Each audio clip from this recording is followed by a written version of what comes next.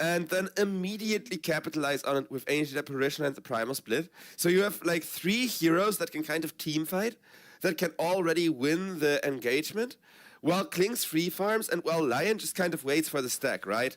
Because with Lion, it's always a little bit of a back and forth where it's like, hey, do I use this finger really early into the team fight for the stack? Or do I save that finger to kill a hero we otherwise can't kill, right? Because when that carry comes walking past you at half health or whatever,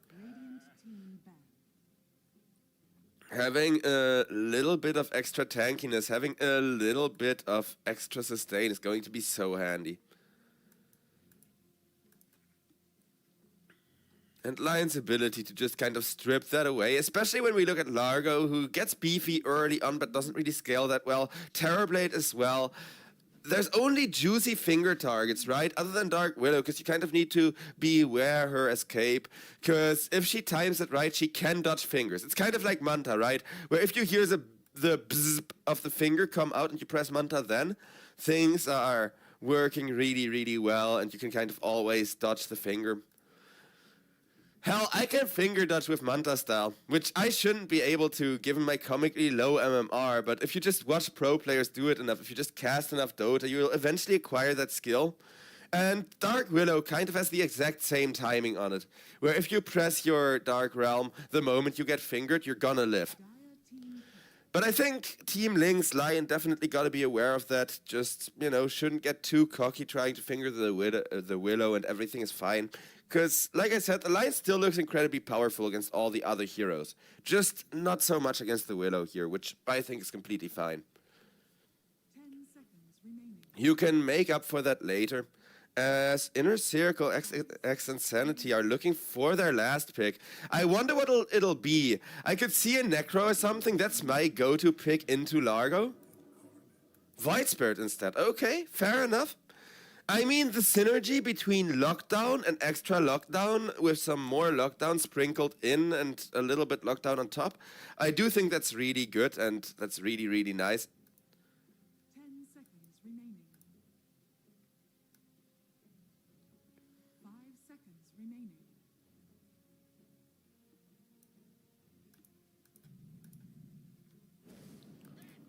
You may now select. As Team Links are looking to last pick up a Bat Rider for Mellow Jewel, alright. So this is going to be that greedy core Bat Rider being played from the mid lane with Arsonist. It got nerfed just a little bit. So you stack burn damage a lot slower at the early levels compared to the old one-position Bat Rider that we all know and love. But I do think I'm gonna give this one to Team Lynx, even though Lace on the Largo can make so much happen, and I'm really excited that we get to see this Frog in action, because I'm gonna go do a deep dive. I'm gonna rant about the Frog's abilities for a little while once we're loaded in, just for the people that haven't really played him yet, or that, you know, haven't really bothered reading him since very early when he dropped, because a lot of the numbers and stuff have changed, and Largo, you kind of see him a lot in high MMR ranked lobbies and such.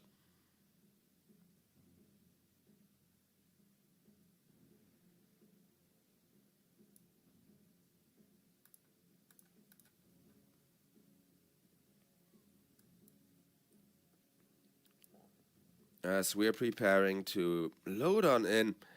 Because the thing is, Largo is always as good or as bad as the synergy that you have with him. And I think here it's kind of mediocre. Like, I see what they're going for. I can see the idea and the intent. But having the intent and finding the execution to make it work are two very, very different things, right? Because, yeah, with the Terrorblade, with the early Metamorphosis, you can be really aggressive as long as you surprise the enemy with the first two metas, basically. Also, there was a little bit of a pause for Vladik. We are still about to load on in without any issue.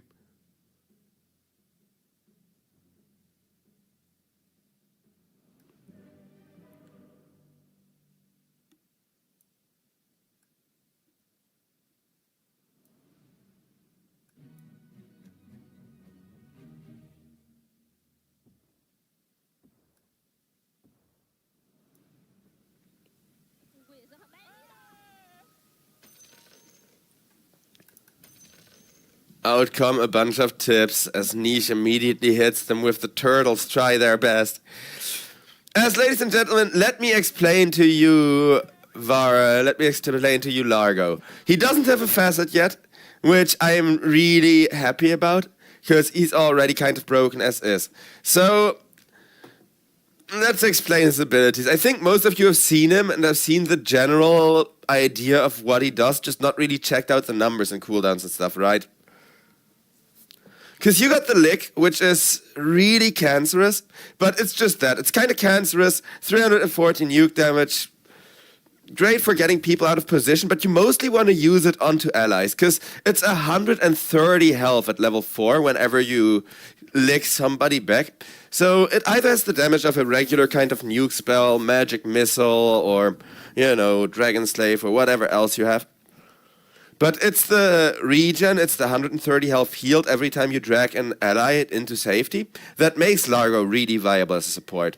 Then you got the Frog Stomp, which I'm sure some of you guys have seen it before. It's where he throws out the little frog that mini stuns every second. It's not that great, it's not that strong, but, and that's a big but, with heroes like Void Spirit, where you get the Remnant, where you get the lockdown, that's what enables the Frog Stomp to be good, right? Like, that's how you want to use it, because the damage is actually insane. It deals over 500 damage if you keep somebody in it for 7 seconds, which is borderline impossible, but it's so much damage in theory, and then you can add another, 15 damage to every time the little kicker does, like, plays a drum, plays a beat. Largo strums attuned to a friendly hero. The hero's items and abilities have reduced mana cost and percentage of their damage. So, Croak of Genius, it has been changed twice now because they have so much trouble with actually balancing it. So, one thing they changed is it no longer works on the Zeus ultimate. There's now a 2,000 unit damage limit on it, which is so sad because it basically nerfs the two funnest Largo combos. You had Largo Zeus and Largo Sniper, where the idea is you Croak of Genius the Zeus/Sniper, and then Zeus ults, and you get like 1.5 Zeus ultimates basically, or 1.5 Assassinates, so you can pop people off from over half health. And both of those combos have been nerfed. It has a really big kind of range limit, and also reduced on ally heroes a lot quicker for every time they spend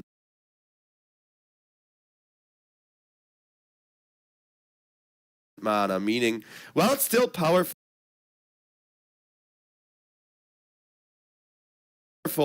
it synergizes with half the heroes only now. Like Storm Spirit is really crappy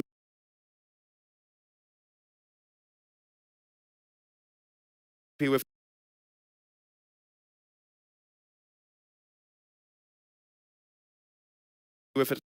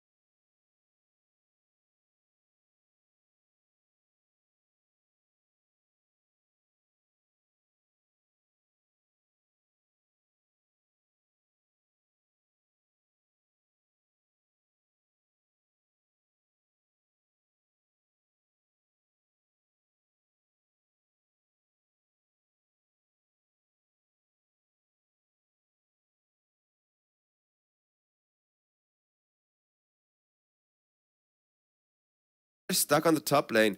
And I think they're just going to camp here. They're not going to take the Twin Gate and defend their tier 1 tower. Dire's top tower is under attack.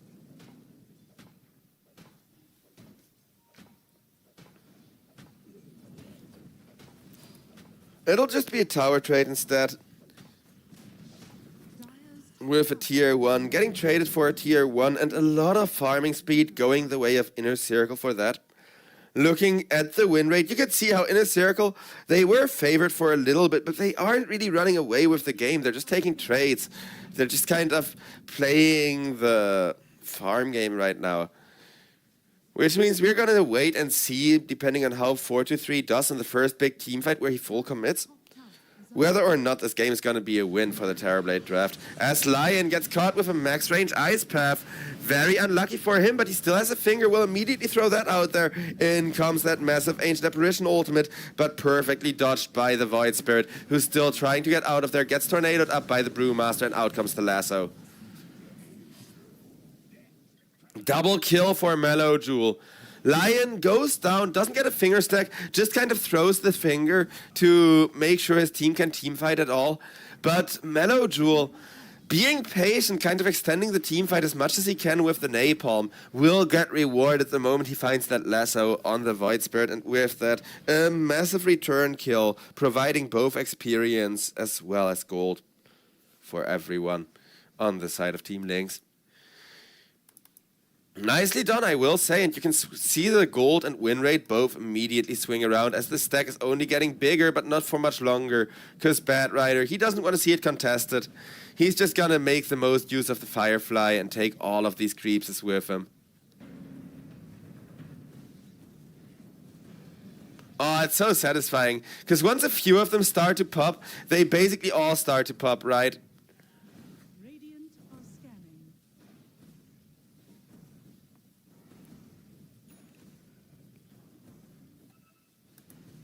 Mellow Jewel is gonna get really good Blink Dagger timing like this. Still has the small stack for his next Firefly. Terrorblade though, not exactly poor. 4-3 is sitting on top of Gold Net Worth now, finally out farming that Klings with maximum levels in Conjure Image.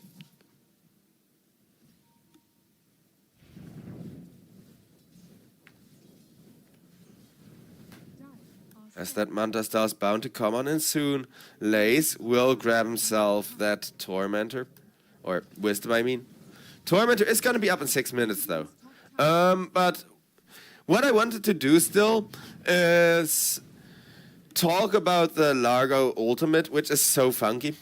I'm sure you guys know what it does in theory, but just discussing the numbers and how you use it is always important, given that these people play on a really high MMR, and it took me a while to kind of see how Largo works this patch as well. First though, uh-oh.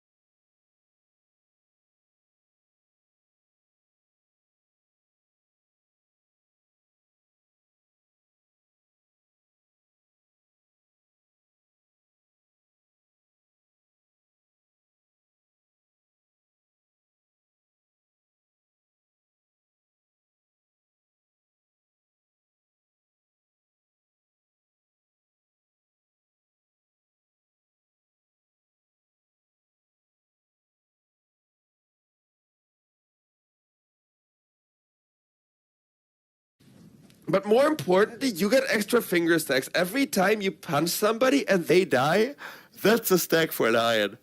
giving you even more of that fizz damage. And it feels so good when it pops off. It feels so good to see it, you know, that 20 stack Lion in action. But here, you don't need that many stacks. All you need to do is help kill the Terrorblade.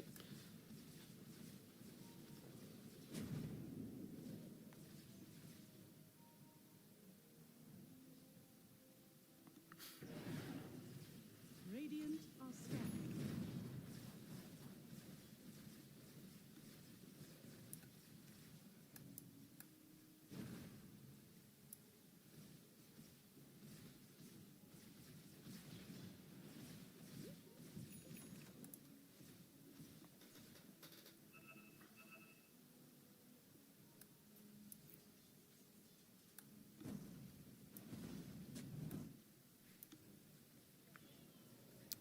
Well, my cat is yelling at me. Well, the game is once again quieting down, but Terrorblade, he's still in a head-to-head race with Jezu, as Jezu is incredibly wealthy on that Klings and is looking to go for his second and third big items, allowing him to kind of team fight and take the fight more proactively into the face of Team Inner Circle X Insanity.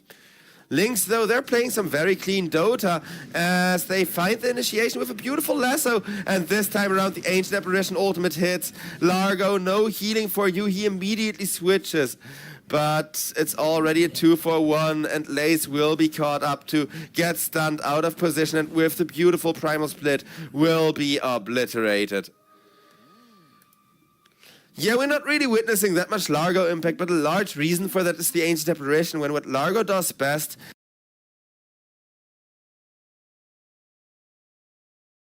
is healing people, though he does. So all of these are really good, depending on what draft you have. I think you guys can now see why I miss the old Largo Zeus synergy, right? Where you could give Zeus basically double ultimate damage, or Sniper. This is the same thing. Either of them, once you have Largo ultimate level 2 and Reverb level max, you just give them double damage on that global range or borderline global range in case of the Assassinate ultimate. I'm so sad that they nerfed it. It's genuinely a significant impact. Because here you can see they actively try to draft around Largo. They actively try to draft around what this frog does now. And Brewmaster just kind of counters 2/3 of it by saying, nope, Primal Split, 3 of me now.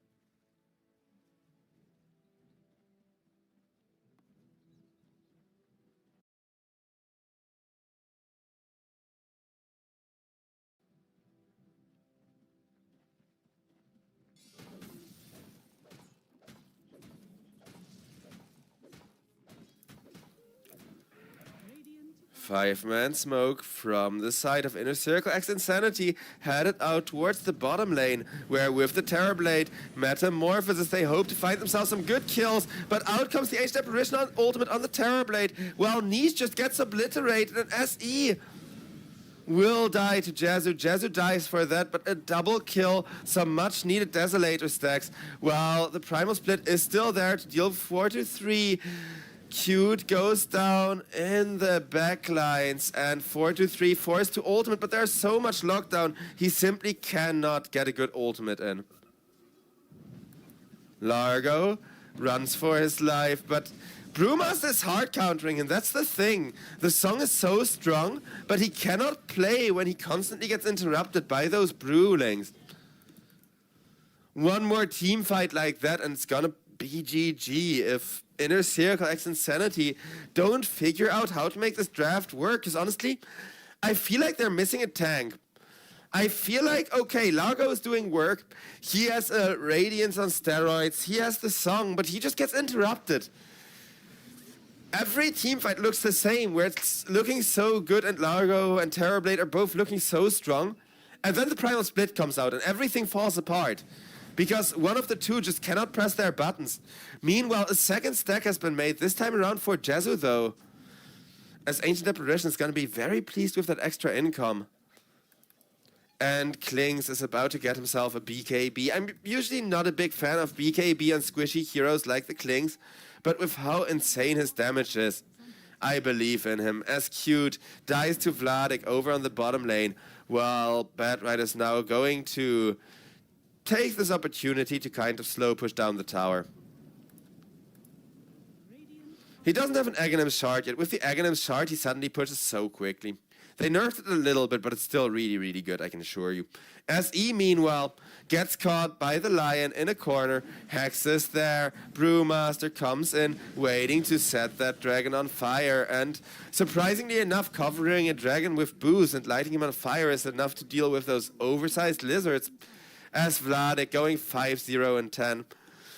I'm usually a bit of a shill for the Radiance build on the Brewmaster. I think it's so convenient to hit 3 and 4 man Cinder Brews and then immediately have the next Radiance set them on fire. But I can respect Vladik for not going Radiance and going 5 and nothing, because you have a Hand of Midas. You don't need the Radiance for the farming item aspect. And if you're far enough ahead in terms of money, you can just walk up to the enemy anyways, right? That's kind of what that Assault Curse is for. That's kind of the idea with it.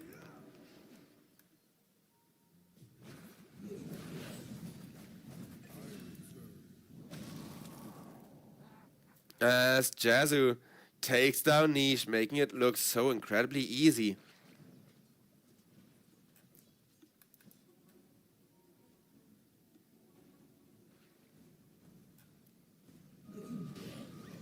Roshan gets poked on next by the Klings.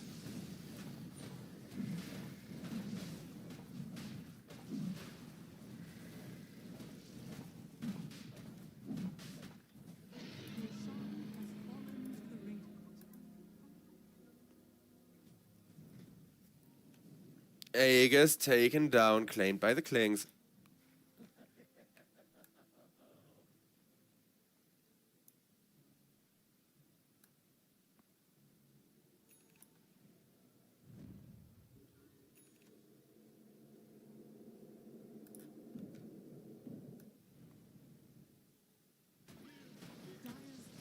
Double rotation in, looking for SE on the Jakiro once more. Jakiro, he puts down some wards with the last he can do, but now has to run away, and he knows that there is no chance because he does not have a teleport ready anymore.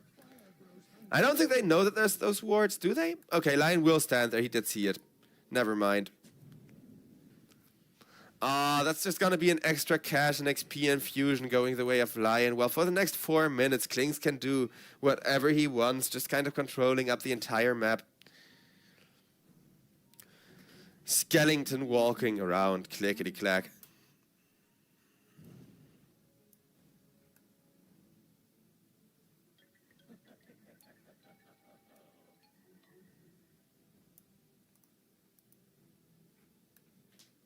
Radiant are scanning.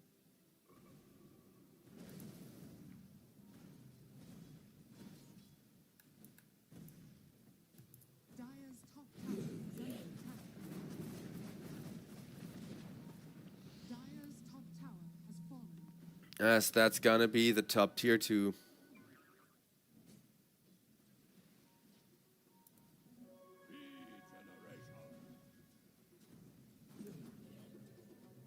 Dire's top tower is under attack. And one final smoke in from behind.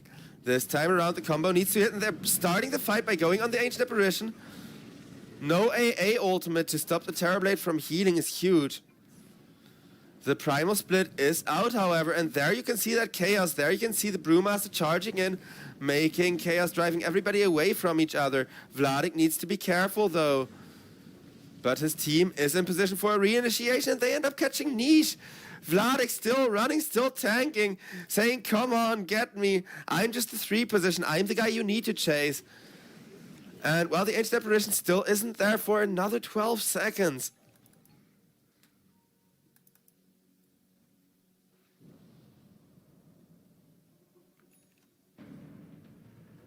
The 12k gold lead persists, and the team for Lynx as Lynx. They want to chase down Largo, and with the lasso, they're gonna get that frog. That's rough. Dominating streak for Jazu.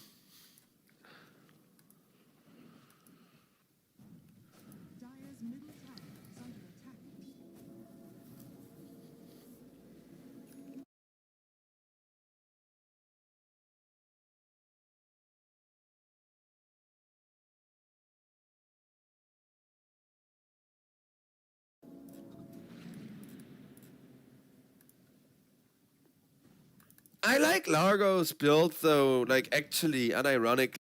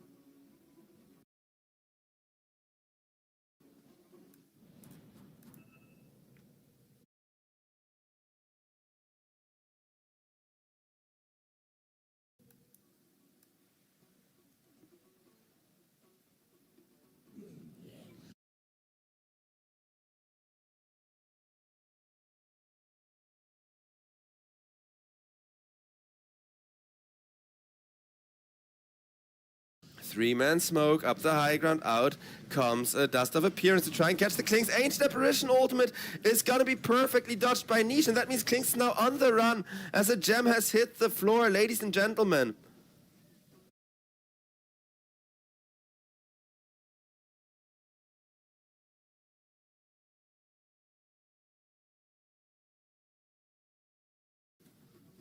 The frog is still there playing healing music for everyone.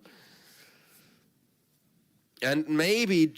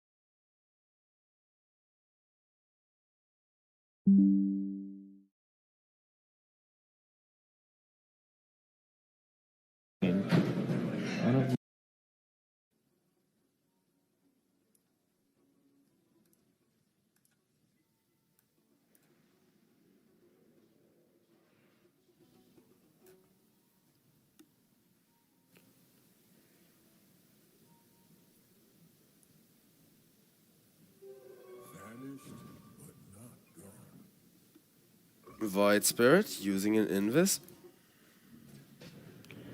It's just going to trash that one. He had it bottled up, so I was kind of holding onto it for a rainy day and then realized, oh well, my rune is about to expire, I may as well just keep farming, because Niche is not exactly very rich, right? It's rare to see Niche have a rough lane, and he was actually doing really well against Mellow Jewel until the bad rider kind of started to rotate. Dire are scanning.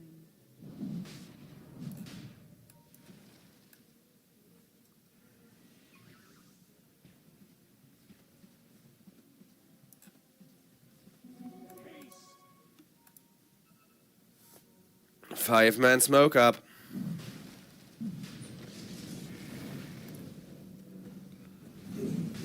And they're gonna end up finishing the Roshan, realizing nobody is nearby.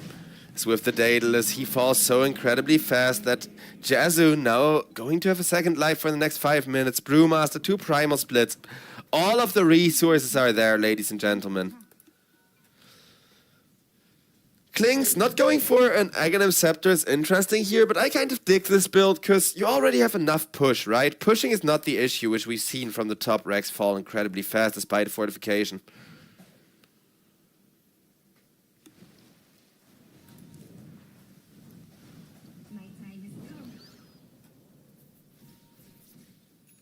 Jakiro and Largo trying to set up from behind. The creeps are just being escorted, though. Radiant's middle tower is under attack.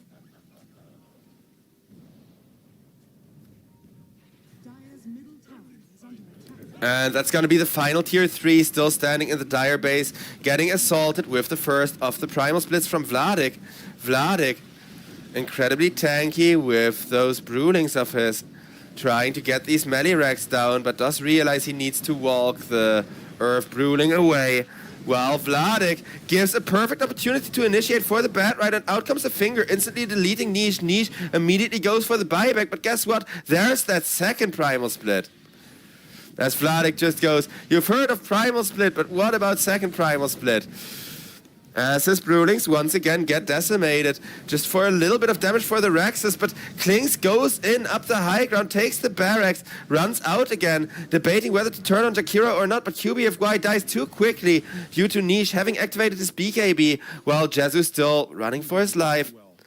Has an incredibly fast time to kill, even faster now with an amplified damage rune. And that is gonna have the Klings turn around, look for any potential kills, but everybody already evacuated from the side of Inner Circle X Insanity. Mellow Jewel, though, took another ranged Rex, so one ranged Rex is all that stands between Inner Circle X Insanity and those dangerous, dangerous Mega Creeps. As defending against Megas is going to be impossible, and the win rate will reflect that. Klings, though, gets initiated on 2 4-staffs to save him, but he is going to pop the Aegis, as Cracker is going to pop his only life if he's not going to use his buyback here, and Klings will get caught once again. Immediately die to the Terrorblade Illusion army, plus 3 people just delivering all of their big spells onto him. It's a good push, but a very, very expensive one. Well, Bat Rider wants to go for an Assault Chorus when Brewmaster already has one. I don't think that's the way. Then again, they just need this one barracks and everything is going to work out all right.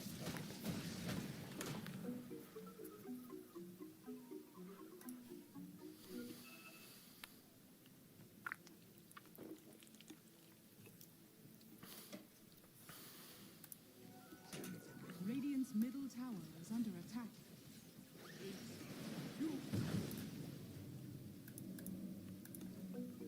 Radiant structures are fortified. Radiant's middle tower is under attack.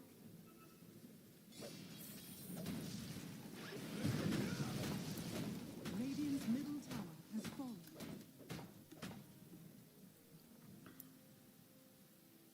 Radiant's middle tower is under attack. Terrorblade pushes in the mid-tier 3. Just kind of using these illusions. I'm actually surprised how well Lace is doing given his rough start. He's going 2, 4, and 10. But I'm starting to like Largo. Well, I mean, I kind of do like Largo just because he's a complex hero and he has the best chart in the game.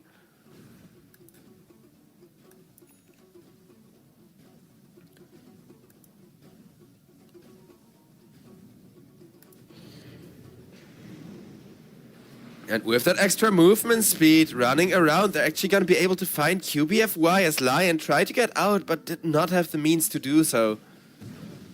Vladik just kind of split pushing the lanes. What need has he for Radiance? He's going to leave one low health creep walk through. That could be devastating if that costs them the backdoor protection, actually. Radiant's bottom tower is under attack. TB will get to work on the tier 2 tower meanwhile.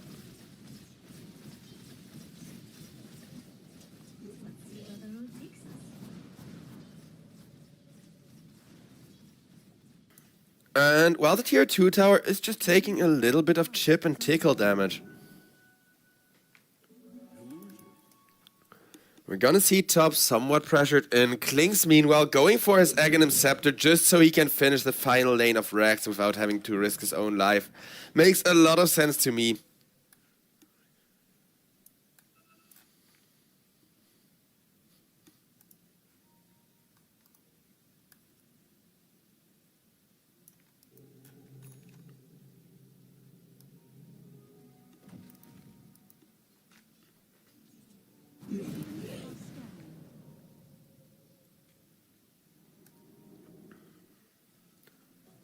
Little does Klings know he's living life dangerously, but he's actually gonna be getting away just in time.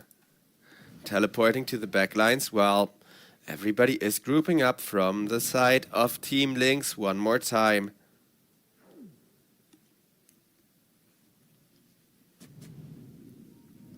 Lion, the first one to initiate up the high ground with the finger on the Terrorblade. Terrorblade just gets taken out of the team fight immediately. Jakiro dies, 70 seconds, no buyback, while Terrorblade has already used his and is now gonna teleport into the team fight, press the Metamorphosis, as that's of course the good thing for Terrorblade. He died so quickly that he never got to press the meta in the first place. With the Metamorphosis now pressed, everybody is gonna run away from the side of Team Lynx. And Team Lynx are just kind of calmly going to reset the game state here. Very clean gameplay, as ladies and gentlemen. I'll switch to buyback status just so people don't get upset when they see that a Terrorblade die without a buyback in a little while. Because I'm sure that's going to be happening here sooner rather than later.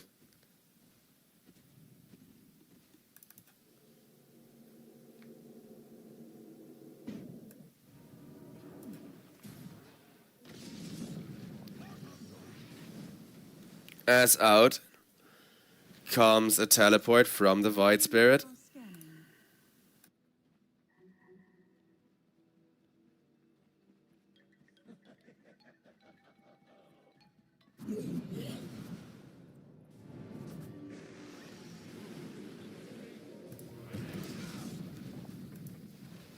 As Dark Willow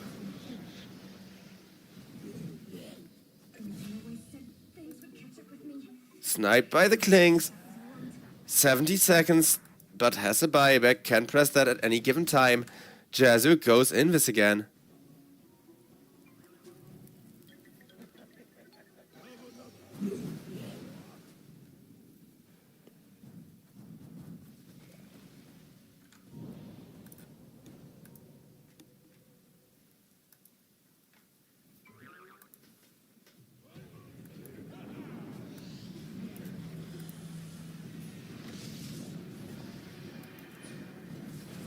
Vladik starting to get to work on the Rexes, but what they really want is Largo. Largo gets taken down. Brewmaster barely survives the first split, but guess what?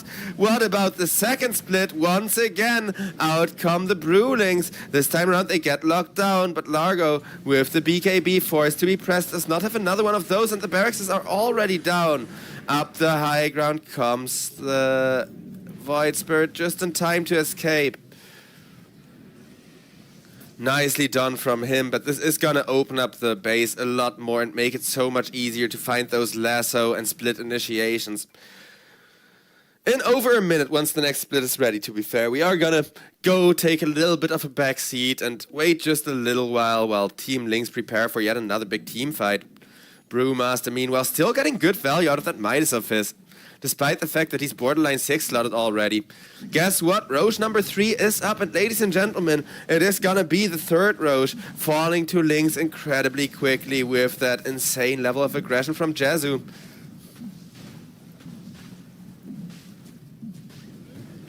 As Jazu, he just needs a little bit more damage on the Roshan. In comes the Dark Willow, but the Aegis has already been secured by the Klings. Klings doing his best to keep the Willow at bay. Willow, though, took the cheese and may or may not tick out, depending on who the skeletons are going to target. Nope, Willow will not live. Never mind, Brewmaster jumps in to finish her, while everybody else focuses on niche. 4-3 goes down, and GG's will be called, while Lace perishes, and now Jakiro goes down as well. So, Lace wasn't the issue here, surprisingly enough. I think it went wrong, not by the means of the Largo pick, but by a lack of kind of, you know, synergy with the Largo to make him work. As the Frog is only as good as your team fight. And the team fight it was okay, but it wasn't great, right? Like, once 423 had like 3 or 4 deaths, he was significantly behind the Klings, despite the fact that he had mirror image maxed. My MVP, though, is definitely gonna be Vladik, cutting it close multiple times with those beautiful primal splits, with those beautiful Brewmaster ultimates. Yeah, ladies and gentlemen, we're gonna head to just a little bit of a break in this first best of 3 of the day, as the next lobby is already ready, and we're gonna see whether Lynx can make this a 2-0, or whether Inner Circle, with their new sponsor Insanity, can prove that their new sponsor has put their faith in the right team after all. With that, ladies and gentlemen, I will be seeing you all after the break.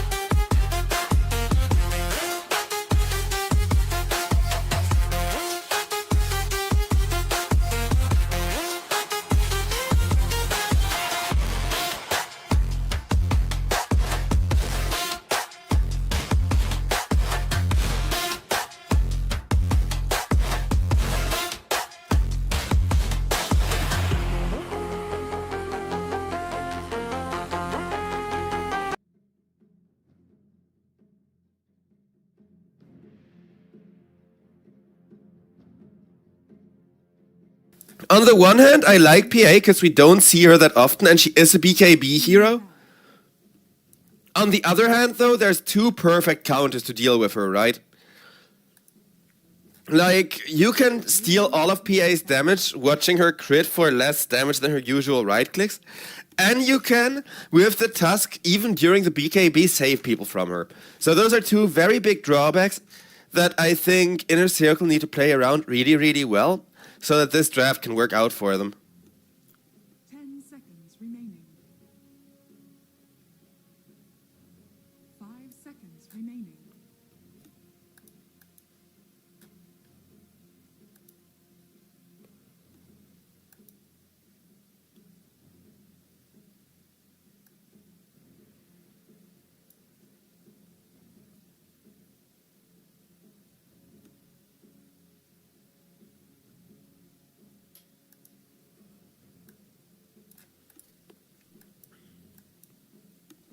So with the Ember Spirit and the Tidehunter banned out, let's see what other probably frontliney tank or teamfight initiator Inner Circle are gonna ban out. Because Lynx, I think they just need something with a lot of lockdown. Tidehunter would be perfect because you can root people for the Razor to steal all of their damage away, right?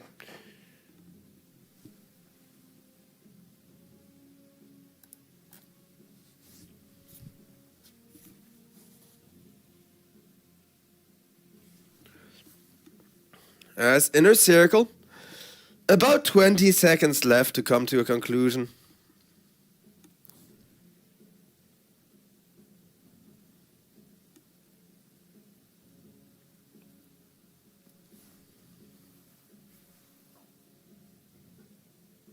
Dire team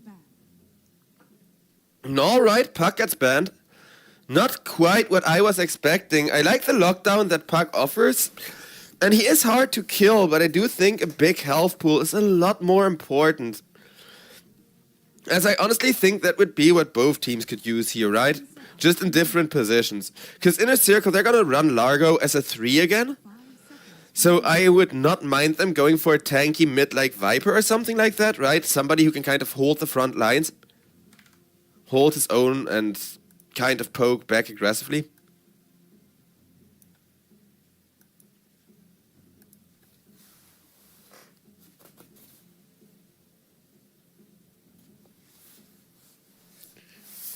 My cat, meanwhile, is annoying me because she doesn't want me to work. But cat, I need to work. Cat food is still not free. They have not made that free yet. I wish we had production, that way we could have kitty cam right now. You guys could see the monster attacking and annoying me while I cast. Radiant team pick. Storm Spirit banned out. Alright, decent last ban, not quite the durable mid laner I was hoping for, but it makes sense, right? The galvanized stacks, the lots of nuke damage, and most importantly, the ability to ball lightning in to kind of give PA the follow-up she needs is very, very potent. 5 seconds remaining. Dire team pick. As it's gonna be a tiny picked up from the side of Inner Circle.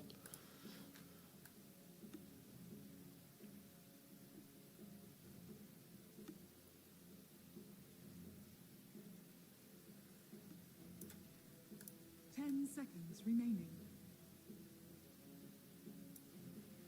5 seconds remaining.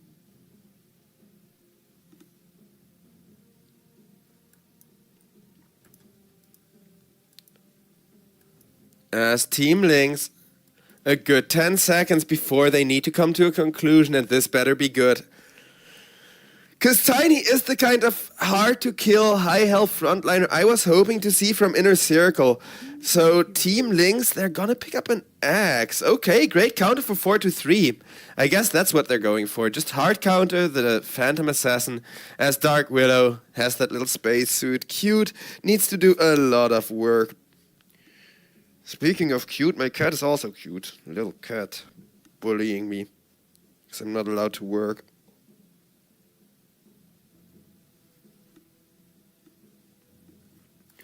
Well, as for Inner Circle, I I like what I see more than in game number 1. This looks like a better Largo draft, especially because there's no Ancient Apparition to kind of hard counter any form of healing. And PA, I don't know, like it's not a free PA game, but it's doable if she goes hard enough so that you have like damage early on, so that you can kill Razor while he's dealing your damage before all of your damage is gone, right? Mellow Jewel, of course, rocking that fancy-ass Razor Arcana. I can definitely get behind that.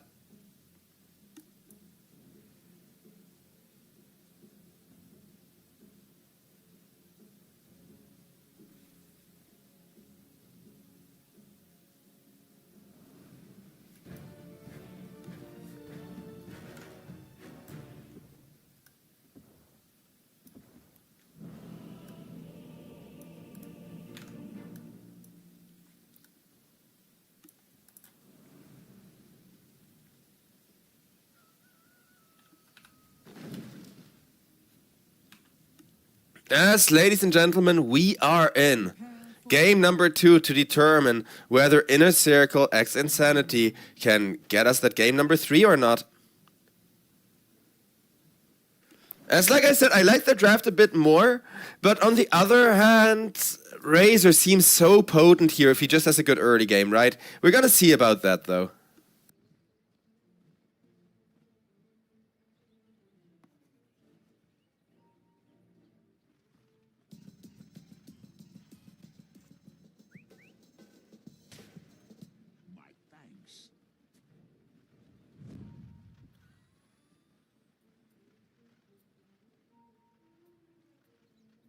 Double 5-man smokes are out, with the side of Inner Circle, kind of trying to roam around, maybe get some vision up on this high ground.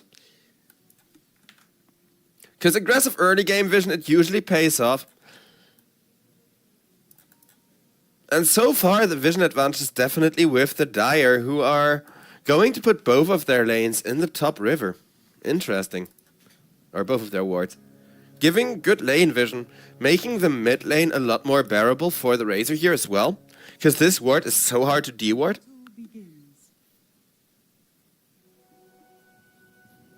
Runes though will be split 2 for 2, so even with that little bit of a starting advantage for Team Lynx, I think Inner Circle are very happy that it didn't come to a clash, because now 4-3, despite the fact that he's very squishy and kind of easy to go while he's still getting to his lane, has made it into the lane safely and is queuing up some regen items, is spending that early rune money. Have fun laning against the Axe though. Whereas Mellow Jewel, I wonder how he's gonna play this against the Tiny. Like, when do you skill Static Link and how many points? Because on the one hand, hitting niche reduces your own right-click damage and makes last hitting so much more difficult. On the other hand, you can already see Razor get a lot of harass, and in theory though, right?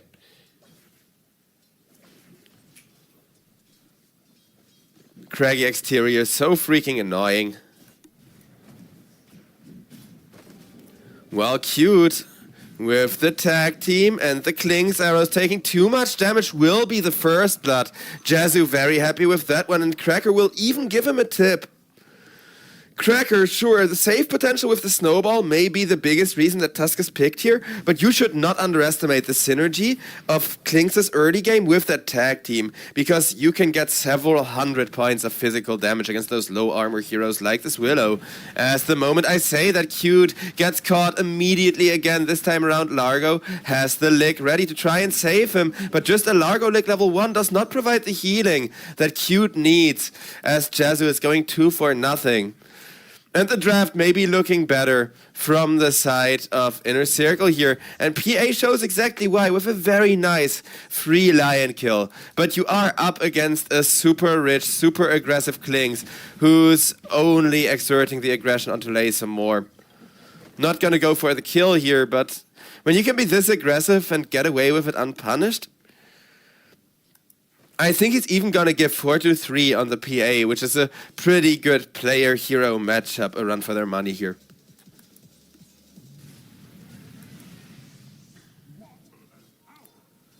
As for Vladik, not quite the most interactive early game lane. Of course, he has been chosen not for the early game laning stage, but for the potency that the Blade Mail offers you when it comes to killing PA.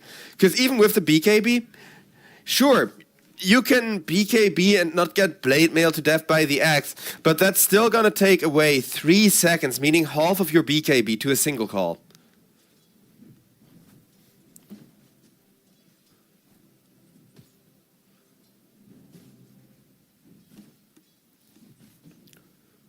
If PA gets a really good level 6 timing though, you do have some potential to kill Axe or at the very least bully him out of the lane. So I do think that that's something that Inner Circle are definitely looking for.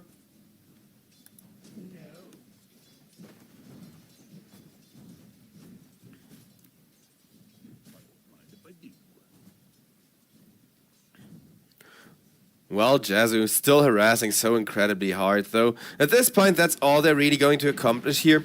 A lot of harass. Well, maybe they can get Lays. I'm not sure if level 2 tag team is going to be enough. It doesn't look like it, as Cracker needs to be careful. Klings, though, still threatening a lot of damage, but out comes the Vanish from the Dark Willow and beautiful vision from Lays, as that's going to be Cracker taken down. Cute now, getting Klings away, but 2 for 2 and another nice return kill is going to make things a lot more bearable for this top lane and kind of help Lays get past this difficult early game timing where he just suffers so much. Because you saw last game, mid and late game, Lays and his impact on the Largo are actually fine. It's just the early game where that Bard doesn't really do much, doesn't really know how to play his guitar yet. Mellow Jewel though, uh-oh. With a beautiful rotation from SE, Jakiro takes a lot of tower hits, but will get rewarded with a very nice kill on the mid laner, and with that a lot of gold going into his pocket. QBFY comes in, looking to be aggressive, misses the stun though, will settle for a D ward, teleport out, if he can teleport out in time, but yes. Where did Lion go to? Bottom. He's just gonna regen up with the Solve, not going base yet, very based. Because being behind at this stage of the game, it's not a part of the plan for Team Lynx, right? So Team Lynx, the one on the Dire, they need to kind of make more time, make more space for themselves.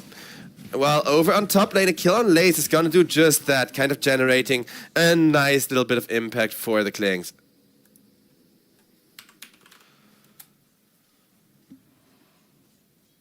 Radiant are scanning.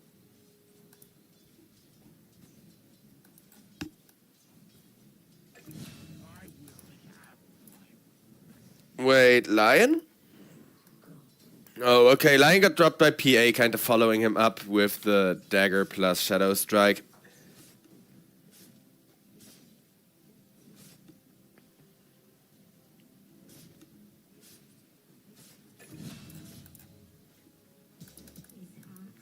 Axe goes down to 2 supports. I don't think he knew Cute was there. Another very nice kill, though, for the side of Inner Circle, as we may very well still get ourselves a game number 3 at this rate.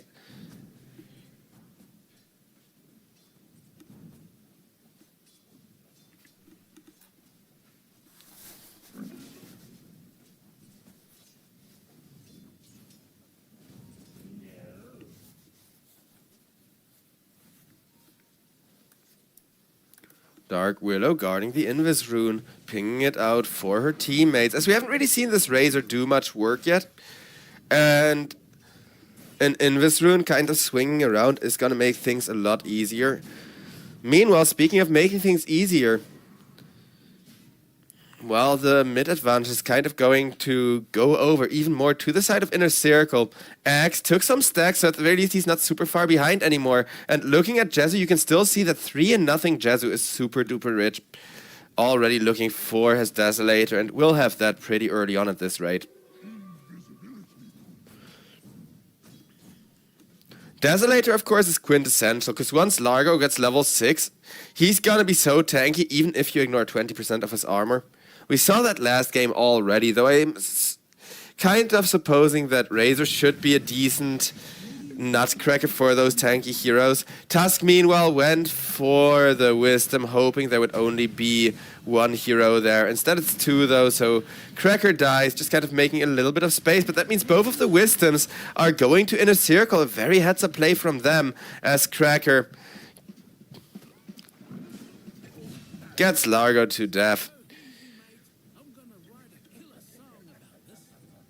I'm gonna write a killer song about this.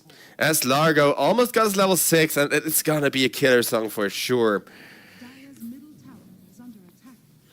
It seems like having the slightly better draft, the difference is definitely showing here in the laning stage. Because last time the early game too was absolutely dominated by the side of Inner Circle, but Team Lynx had the kind of team where the moment level 6 comes out, they just dominate the map. And while here their level 6s are quite alright, it's not quite, you know, as free, because you don't have an Ancient Apparition to hard counter two mostly heal-centric heroes. As for Mellow Jewel's Razor,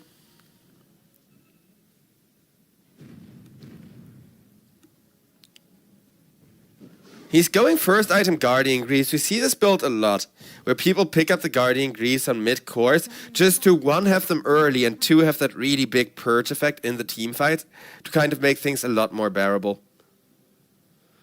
Largo queuing up his own Aghanim Scepter. It's basically a free Radiance, so no wonder you have to get it. Dire's middle tower is under attack.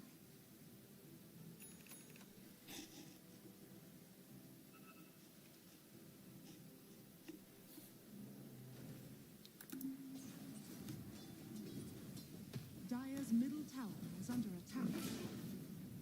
Radiant are scanning. Dire's structures are fortified. Dire's middle tower. Vladik saving up for that Blade Mail of his to kind of try and speed up the game by being able to jump PA. PA though, this is gonna be what, 10, 11 minute Battle Fury timing? Something along those lines? Really impressive from 4 to 3.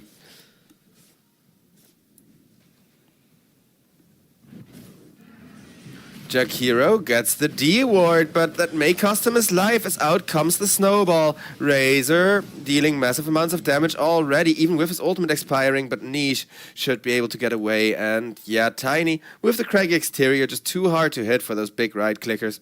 Dire's bottom tower is under attack.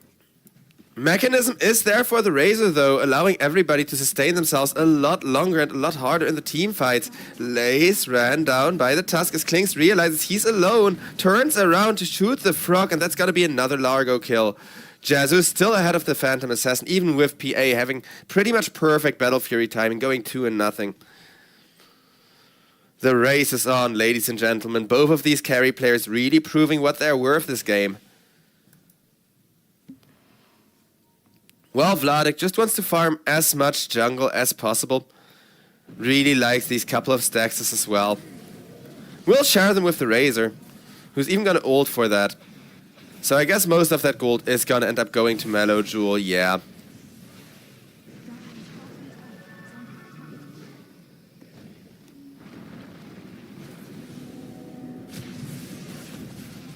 As Tiny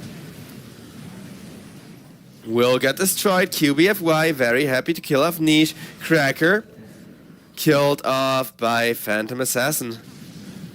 As Jakiro, the next target, machine gun down by Klinks. 4 to 3 now in a spot of trouble as Klinks just hits too hard.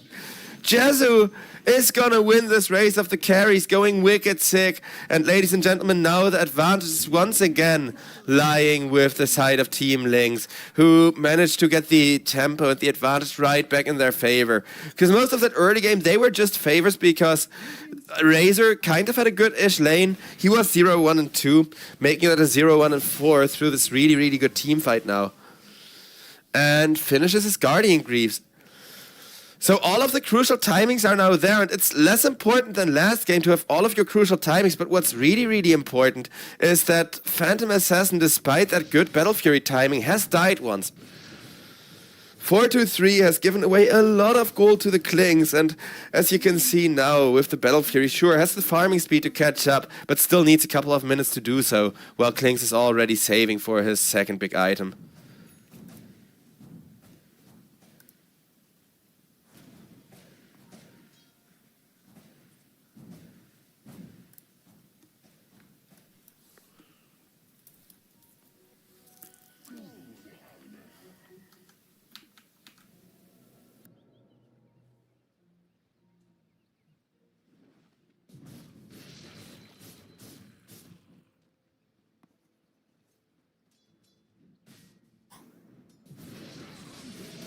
As out comes a beautiful X-Call, getting the Phantom Assassin down. 4-2-3, he dies painfully to Vladik, who doesn't even need that healing salve he still has, as Razor comes in clutch, and Vladik gets himself 2 stacks of Code of Blood. 1.8 points of armor going on for X already. I missed the time when X used to scale on armor. New Battle Hunger with pure damage. It's nice during the laning stage to bully supports with, but I really kind of miss the old X. Radiant's bottom tower is under attack.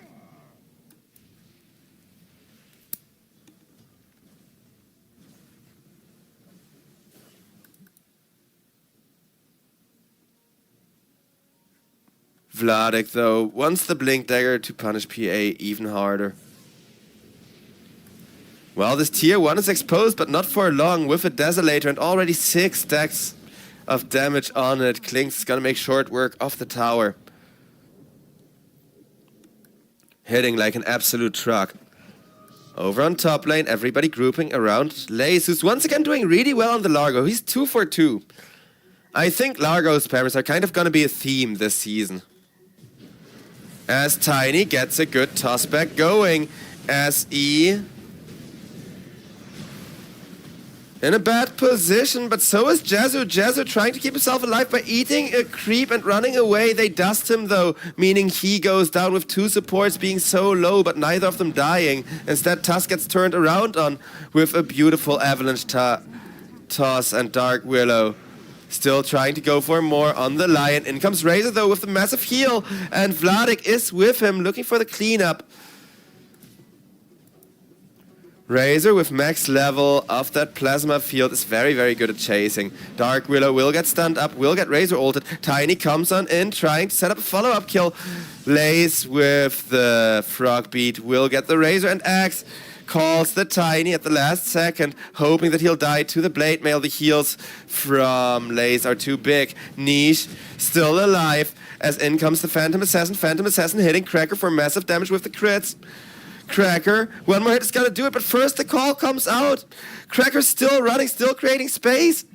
He jukes away while Klinkz is shooting at Jakiro. Double kill for Jezu. Lays in a bit of a bad spot because he does not know that Tusk is still there and will be executed by that Culling Blade, as Axe is just farming mana right now. And he does not mind dying for Klinkz, but with Klinkz killing the Dark Widow so quickly, he does not have to. Lion gets tossed on Axe before he can feed him that Lotus, but will at least get a finger stack for his efforts. And that's a full team wipe. There, more than one hero died. It was like a 3-4-5. With people respawning and immediately teleporting back into the team fight. Mellow Jewel, though, he's going the full Aura build, is already close to a pipe, just needs 2 more items to finish that. Well, Klinkz, an insane amount of Desolator damage being used to kill off the top tier 1 tower, is now available for the next team fight.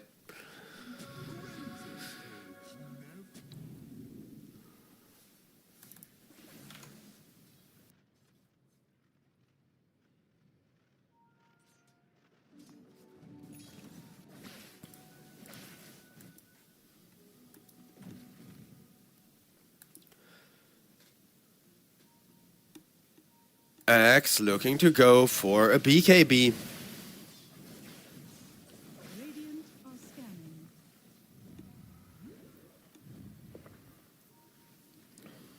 Three-man smoke up, though, from the side of Team Lynx, who are really looking for this 2-0, with the win rate already massively favoring them. Because Largo is still doing work. He's gonna have his Aghanim soon and will be having a really good game. Tiny is also still an absolute raid boss, but PA just does not do enough work. 800 gold remaining for the Desolator, while SE on the Jakiro gets ran down, missed by the Culling Blade by just like a % health or so. As 4-2-3 gets caught, though, the Klinkz will firing squat him down with the Skellingtons once again. 5 more kills and Desolator's at maximum damage.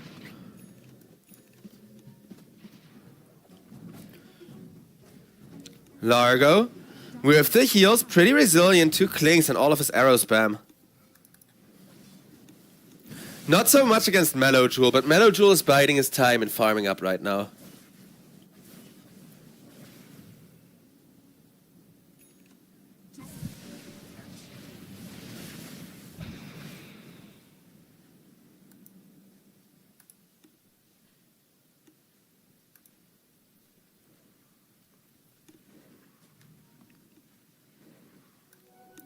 Razor really wants himself that pipe. Dire are scanning.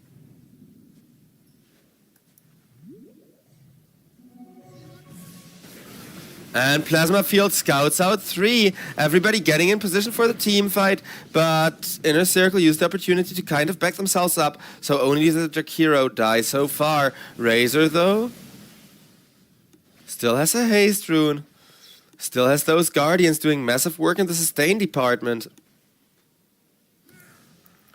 As Jezu decides to go elsewhere. Hurricane Pike done. Will drink Clarity and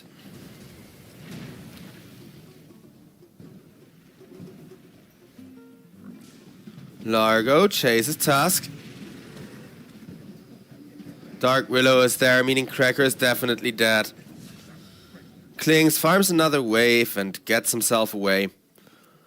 But that is a nice little pick-off kill, at least buying a little bit of much-needed breathing room and tempo back for the side of Inner Circle. Well, Mellow Jewel. He does need a damage item soon. It's not that I disapprove of him going for this pipe, which he's gonna complete exactly now before the next team fight. I just do think that some sort of attack speed and right-click damage would be very appreciated, given that he's definitely gonna live long enough to steal a lot of damage now, right?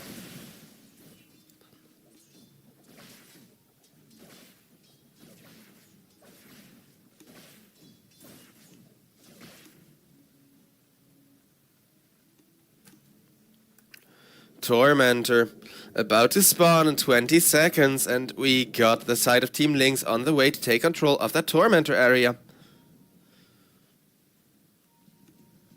PA forced to leave behind half-finished farm. And Klings gets caught with a toss back, has the Hurricane Pike reveal to kind of save himself, get back up this high ground as the Tormentor spawns top. Tiny walks up the high ground but will immediately perish. Dark Willow barely survives the barrage from the Klings, turns around trying to hit the Tusk, but everybody is helping her tank, and that'll be a double kill for Axe, who does not have the Culling Blade right now, but doesn't need it to take Tormentor. Still a double kill for Vladik. He already got the MVP last game with that absolutely insane Refresher or Brewmaster.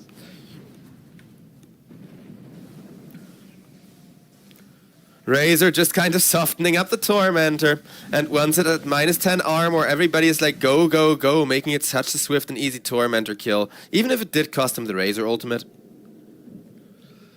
Shiva's Guard now for Razor. It is technically a damage item, interesting. I guess they rely on Klings enough for physical damage. It's an interesting draft, right? Razor for the physical and mostly magical damage from the looks of his build. Klings for the physical damage to punish people for the Razor ultimate, and then Axe for pure. Oi, oi, oi, Allah, hoi. There's oi, oi, oi, Allah, hoi, and then there's oi, oi, oi, Salepa. Dota is teaching me well.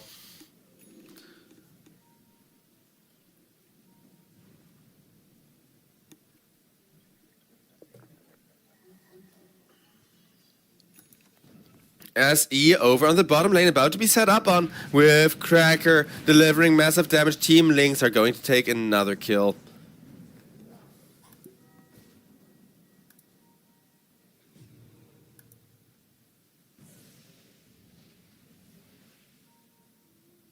Oh boy.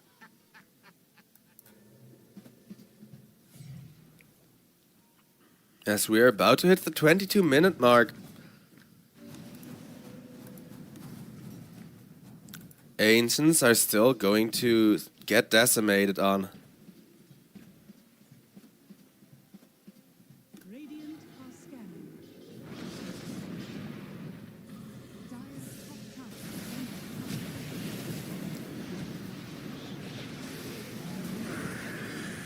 tower. Razor. Drained on, and with PA making the jump, 4-3, will get the crit, will get a double kill on the PA. Axe goes for the BKB, almost getting niche, but almost is not good enough as Lion will be finished off. Vladik still running for his life, and Klings, he does not have the mana to turn this fight around, as Axe will be finished off by the Aghanim Scepter from Largo. Dun dun dun dun dun dun dun dun dun dun dun dun. I will say it is a like catchy ass tune that Valve have made for him. Phantom Assassin though, with that sudden 4-man dead, can go for a very quick and easy Roshan, getting an Aegis, and with that absolutely dominating the map, making this win rate swing back to almost 50-50. Probably back to 50-50 or more favored for the side of Inner Circle now that PA has the Aegis. Dire's top tower is under attack.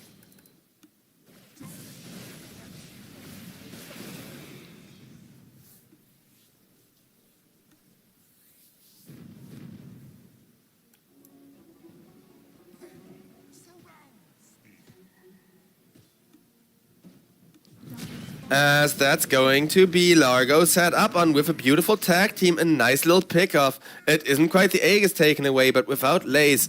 Most of the team fight is gone for another 45 seconds as Jakiro will get caught by the Axe and the Razor. Axe once again misses the Culling Blade though.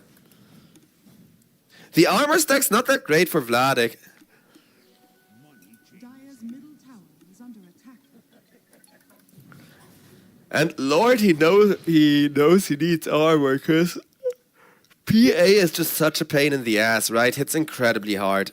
Radiant's bottom tower is under attack. I mean, so does the Klings, who's still 5,000 ahead of her, making short work of this bottom tier 2 tower at least. Radiant's middle tower is under attack.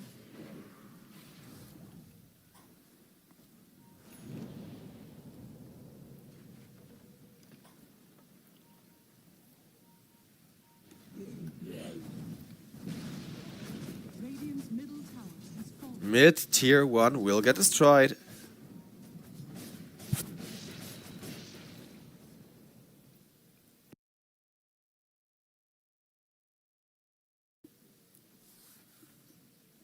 Dire are scanning. With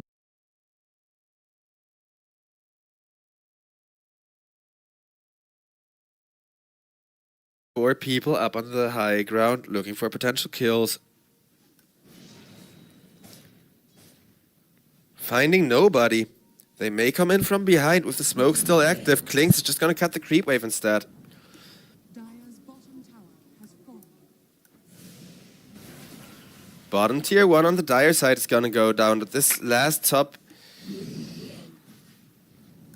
Radiant's top tower. tower will be pushed in, exposing one lane of Rex already for the side of Team Lynx. Considering that PA has the Aegis, they're actually playing this really well, but PA with the Desolator is still gonna hit the tower for a lot of damage, as Jakiro is just kind of slowly but surely macro-pyring it. Klings and his backup want a second tier 2 out of this. Lion teleports high ground to defend that. Bottom tower has fallen. As this tower trade isn't bad for the side of Team Lynx at all. Because tower trades, they basically always benefit the team that's currently ahead, if it's even like a tier 1 for a tier 1 or a tier 2 for a tier 2, like what we just saw.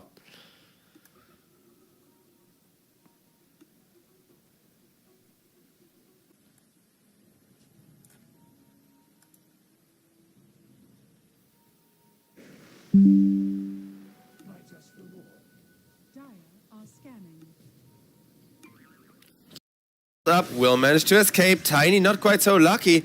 That is gonna be one of the biggest lockdown machines of the draft dawn, and with that Tiny is gonna be forced to buyback, but both supports die in a single very well lined up burning barrage from Klings as Lace is gonna go down next. Klings will die due to all the damage he dealt to himself with the blade mail active. Razor dealing a ton of damage, but is getting P8, the hero which he really wanted to damage steal, but Klings will finish her off as cute, trying to get away, will get fired down by Jesu as well. And Jesu with the flaming arrows everywhere can now look towards tier 3 towers until the Roshan has respawned.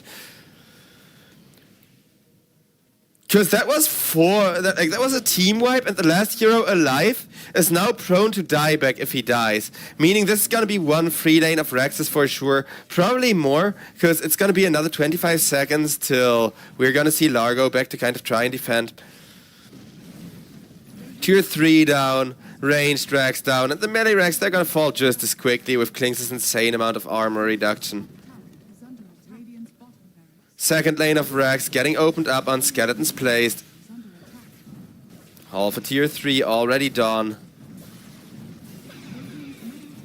And with 20 seconds till the PA arrives, the melee Rexes are not long for this world. Ladies and gentlemen, it's just 30 minutes, the gold lead and map advantage are now massive.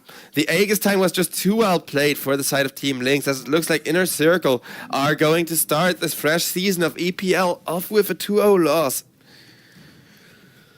Which is of course something I never like to see, and I really hope we get a comeback just so I get to see my third game.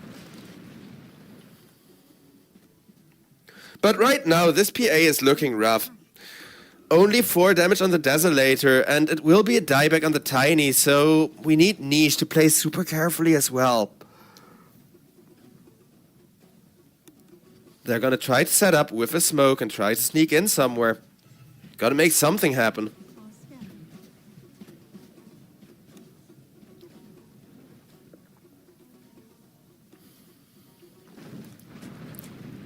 Up the high ground, Tiny goes completely missing the blind avalanche.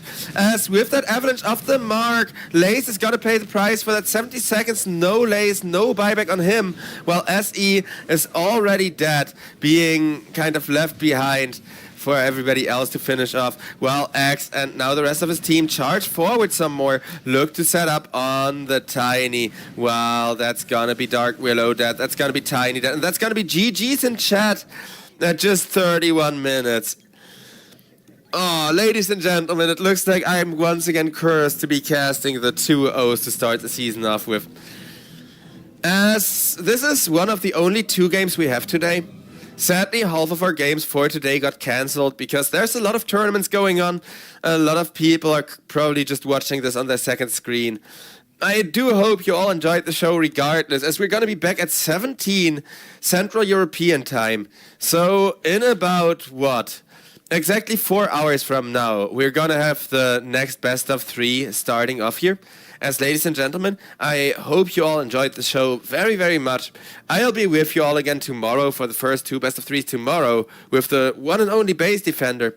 And until then, I'll be seeing y'all. Thank y'all so much for watching, as I hope you enjoyed the show, with Team Lynx taking things in such a clean 2-0. Even with their axe looking shaky, Razor and Klinks just had way too good of a game, kind of making up for that. But yeah, with that, I'll be seeing you all. I appreciate all of you in chat, and have a great one. More Dota coming up in 4 hours from now. Until then, the stream is gonna go down. Peace.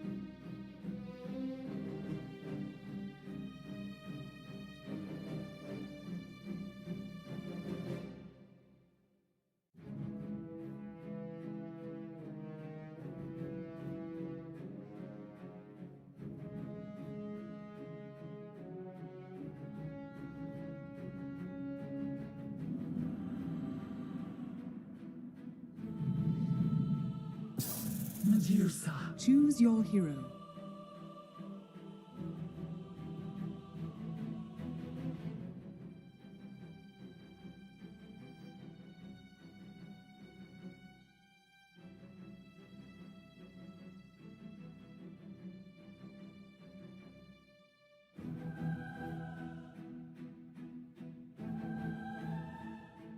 Five seconds remaining.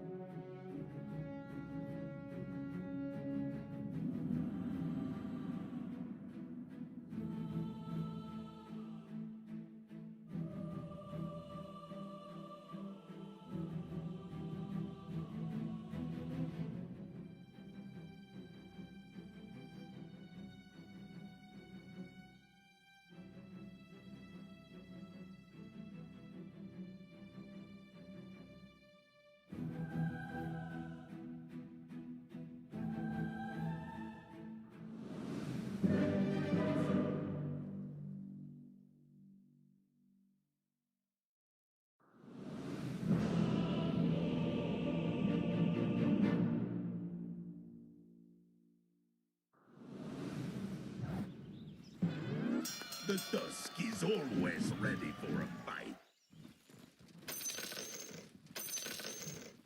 Prepare for battle. Look at anybody! Nobody look at anybody! And died with honor.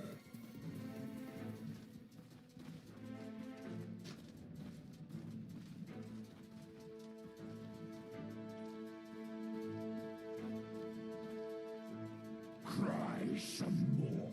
Cry some more.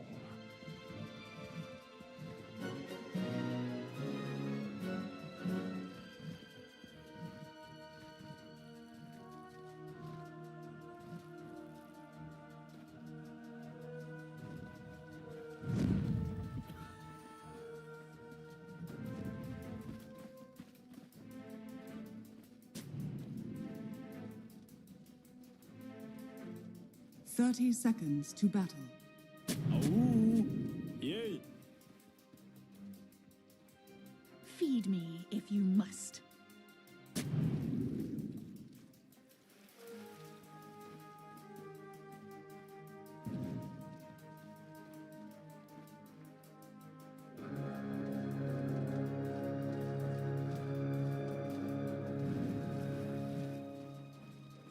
The battle begins.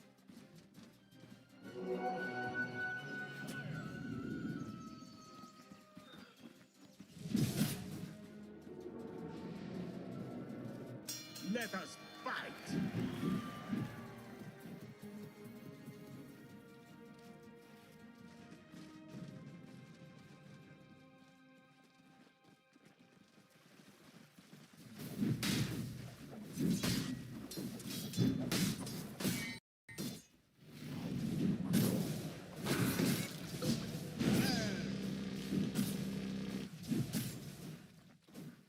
Dire's turret has been killed.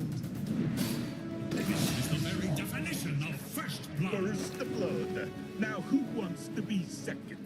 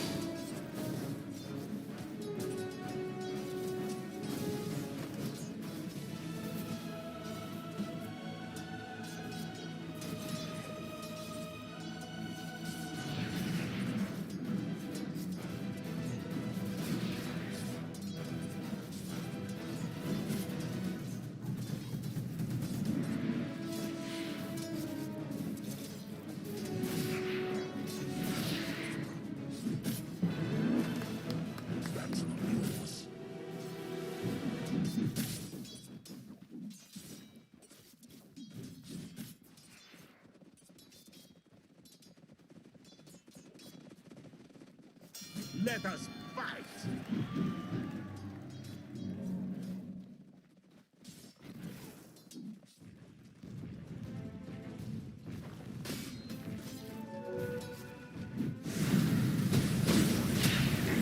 Storm of ice and flame upon them.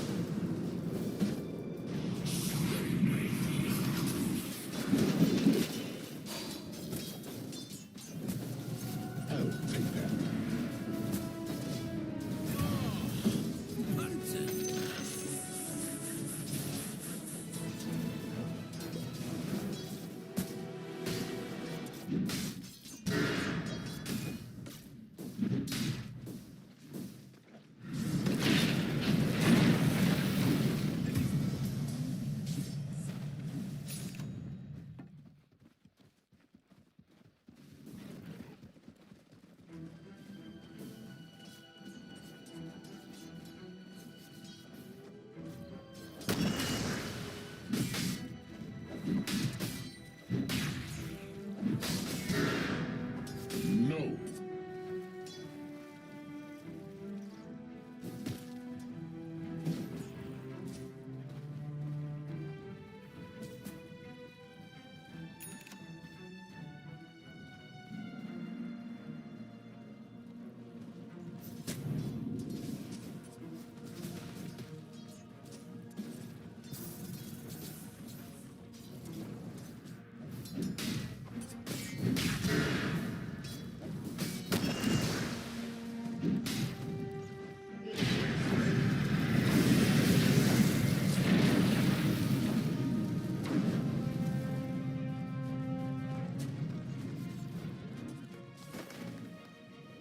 Radiant are scanning.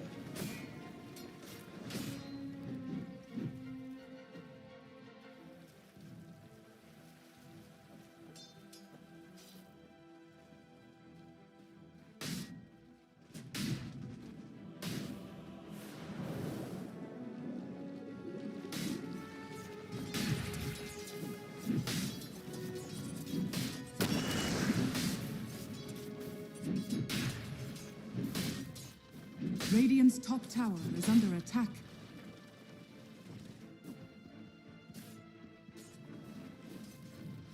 Dire are scanning.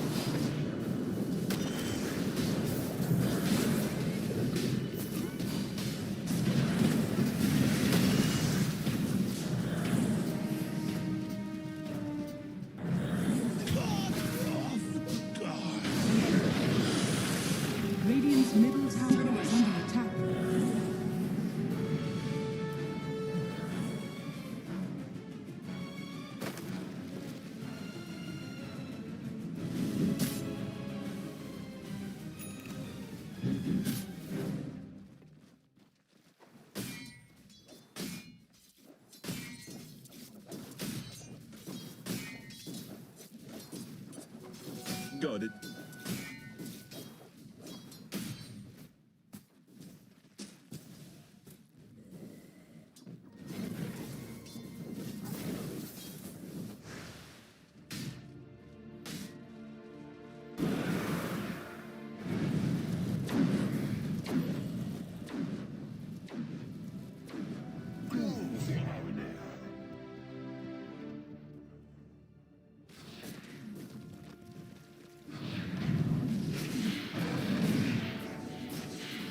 Dire's middle tower is under attack.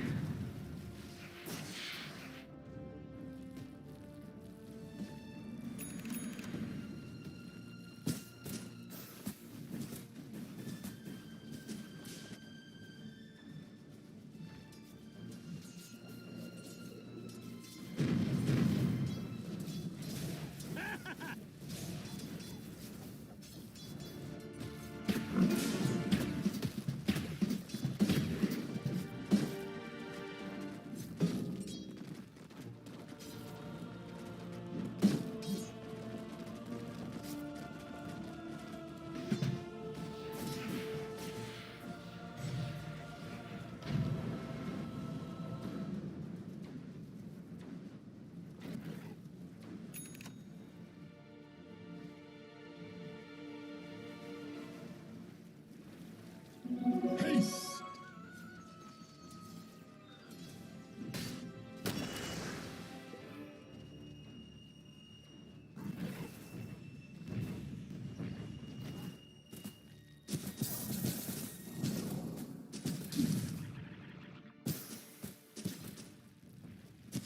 Dire's top tower is under attack.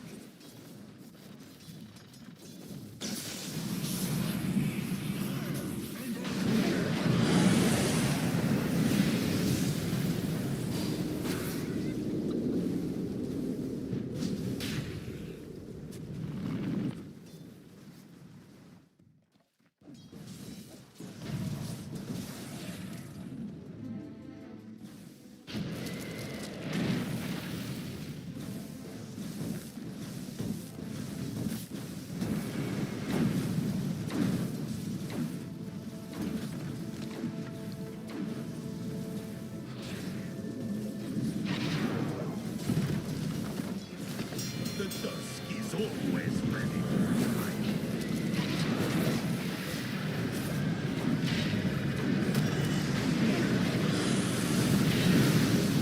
Radiant's bottom tower is falling. Killing spree.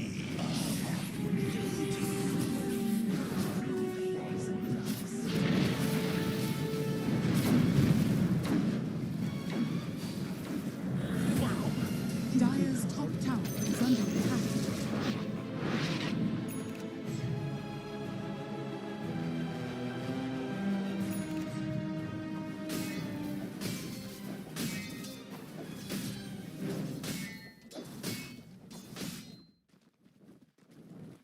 Dire's structures are fortified.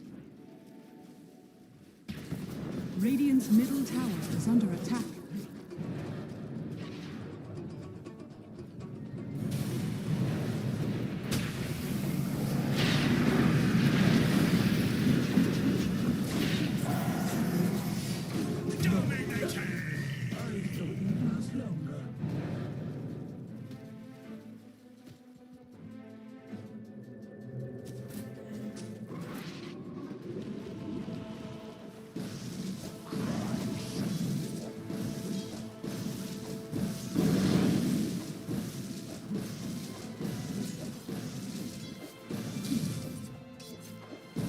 Radiant's top tower is under attack.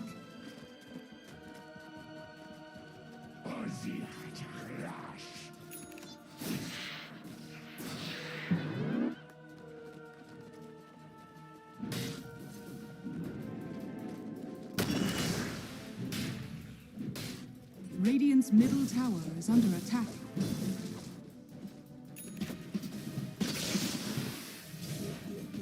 Dire's bottom tower is under attack.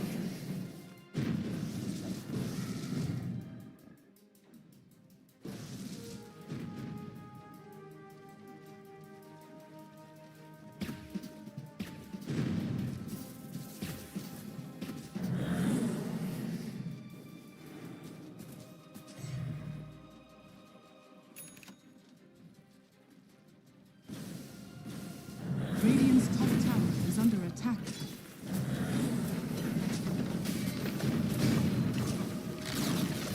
Radiant's top tower has fallen. Dire are scanning. Radiant's top tower is under attack.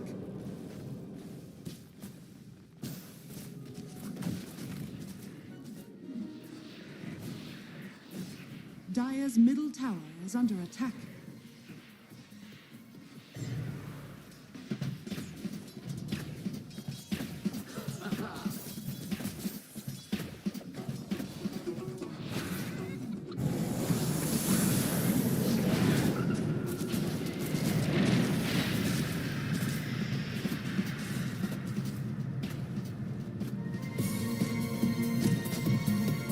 Radiant's middle tower is under attack.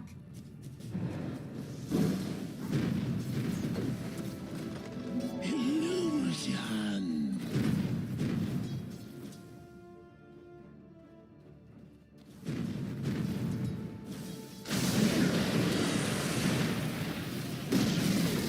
Radiant's middle tower has been denied.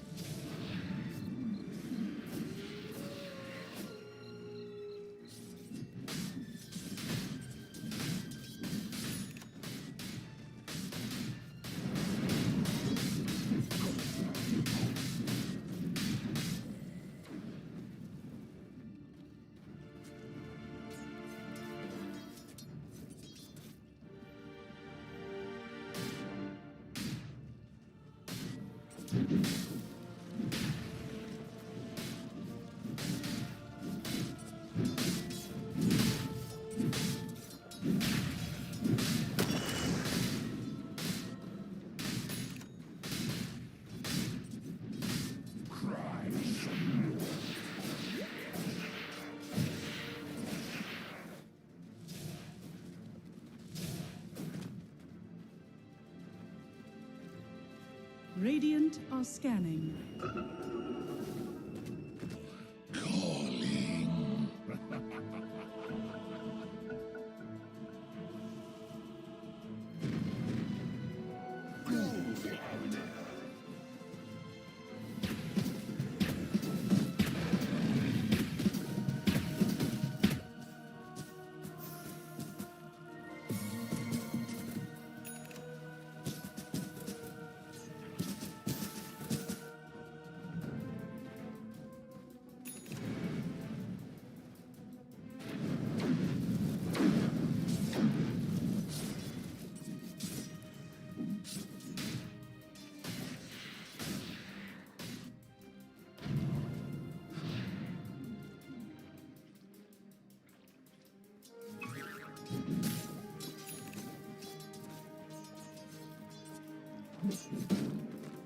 I'll take that.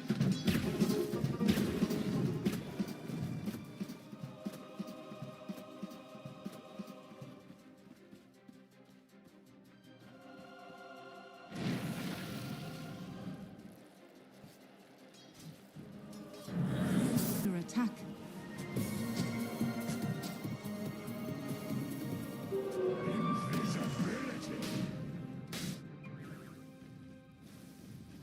Radiant's middle tower is under attack.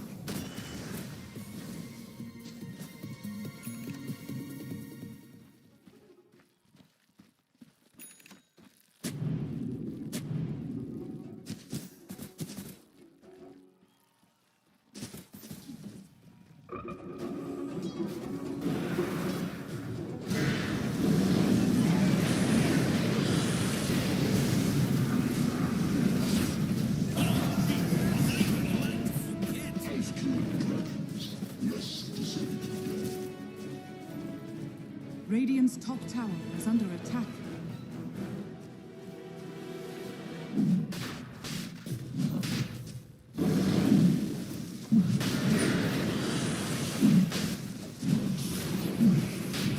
Dire's bottom tower is under attack. Dire's structures are fortified. Dire's bottom tower is under attack. Your shrine has fallen to the dire.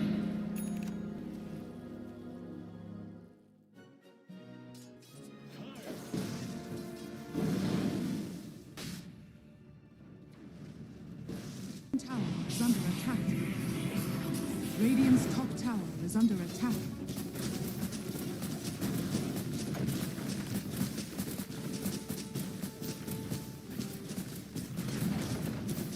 Radiant structures are fortified. Dire are scanning. Radiant are scanning.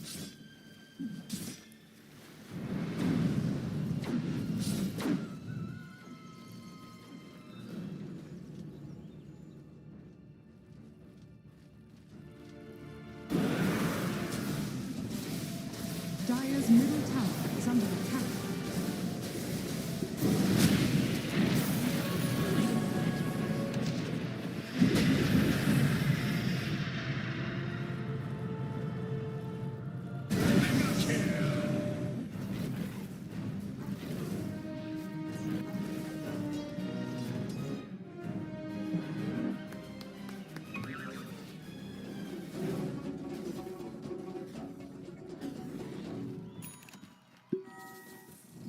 Fortunes change. Radiant's top tower is under attack. Radiant's top tower is falling.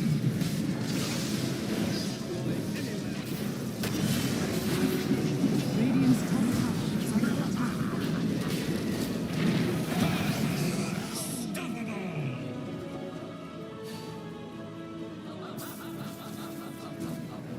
Radiant's top tower is under attack.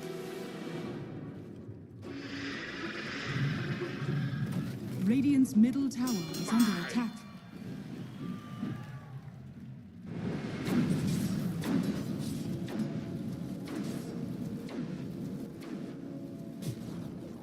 Radiant's middle tower has fallen.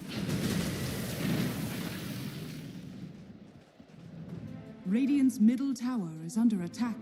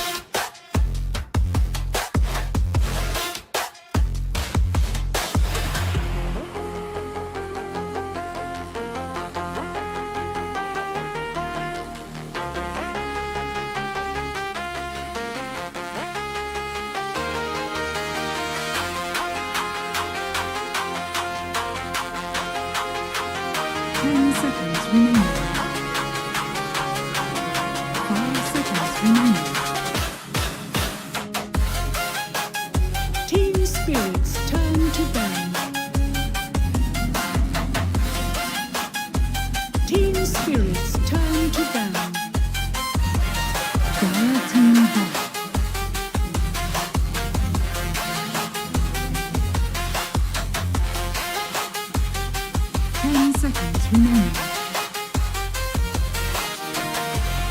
5 seconds remaining. Dire team ban.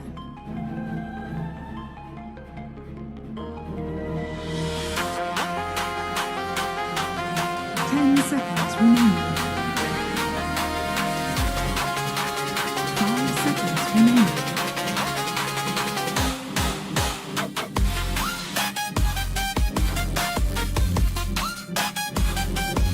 Team spirits turn to ban.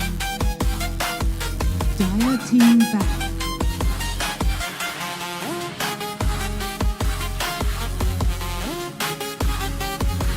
10 seconds remaining. 5 seconds remaining.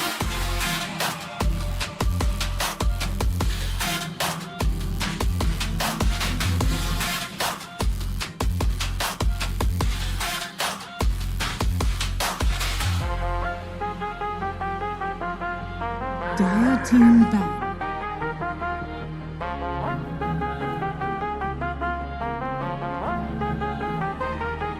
10 seconds remaining. 5 seconds remaining.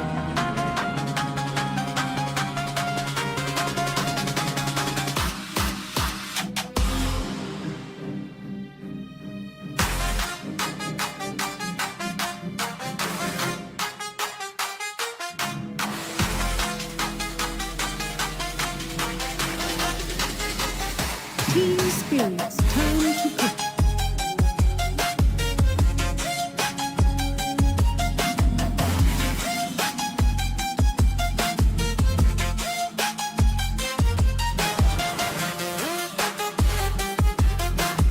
Dire team pit.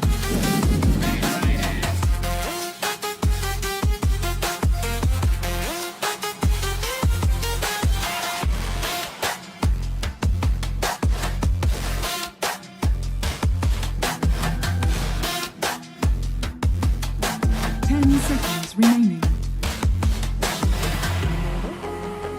5 seconds remaining.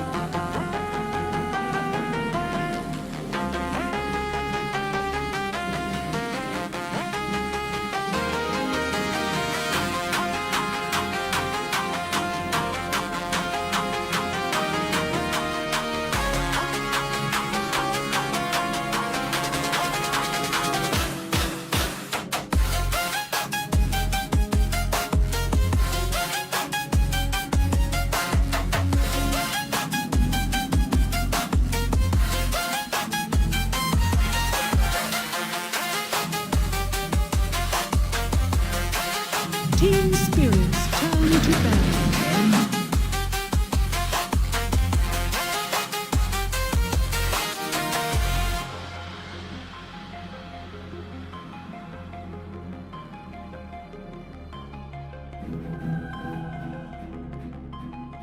10 seconds remaining.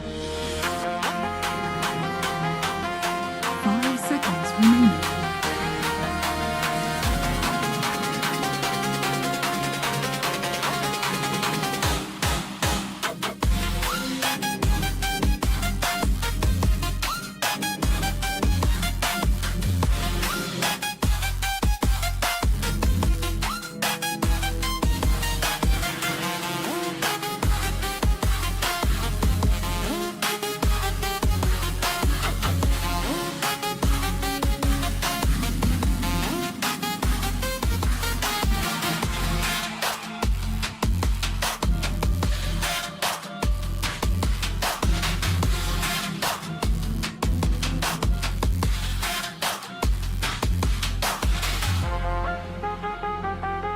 Team spirits turn to ban.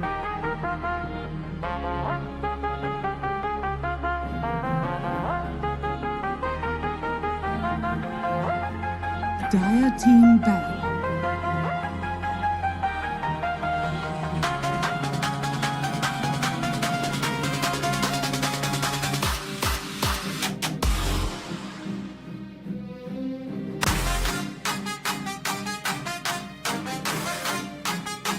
Seconds remaining.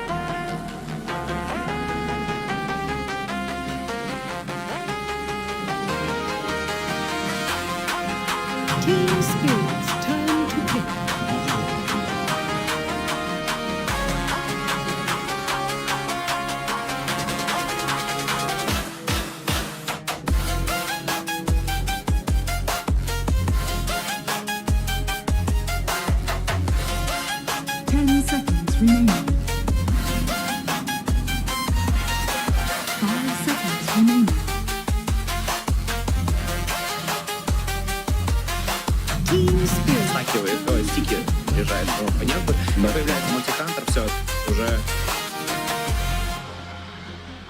позиция. Смотрим, какого сапа доберут.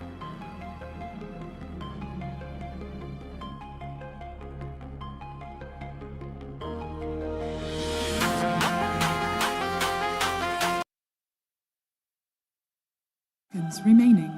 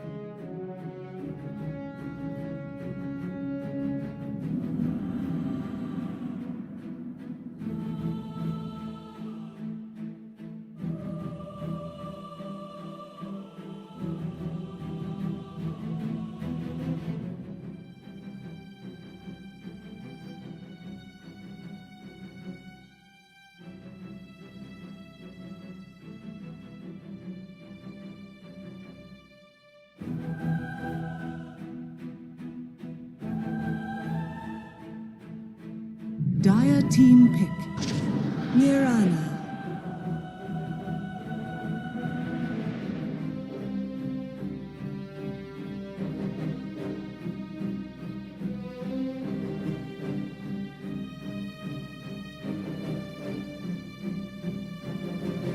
Seconds remaining.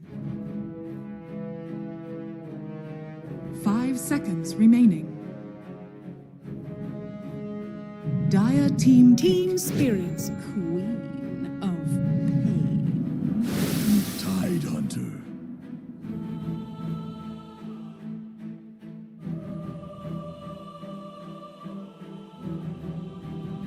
Team spirits turn to ban. Ember Spirit.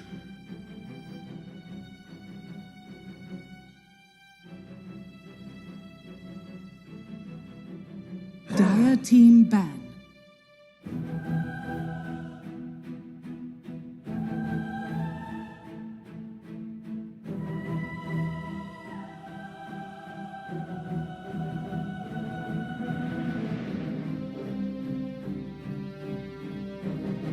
Seconds remaining.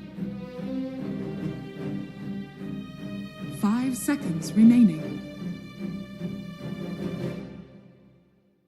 Team spirits turn to ban.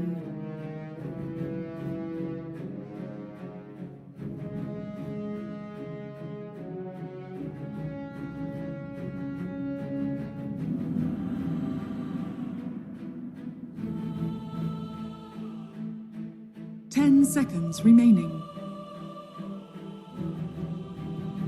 5 seconds remaining. Dire team ban.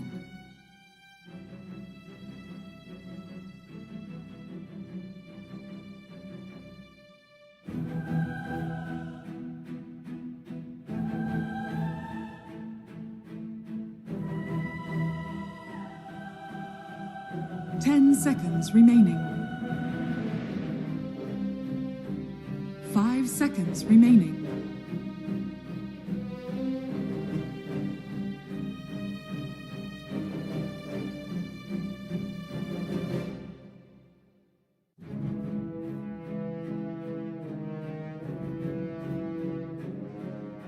Team spirits turn to pick.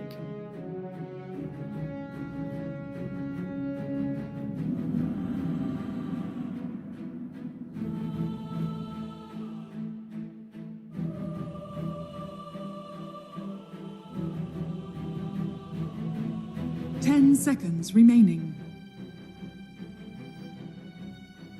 5 seconds remaining. Dire team pick. Wind Ranger at your service.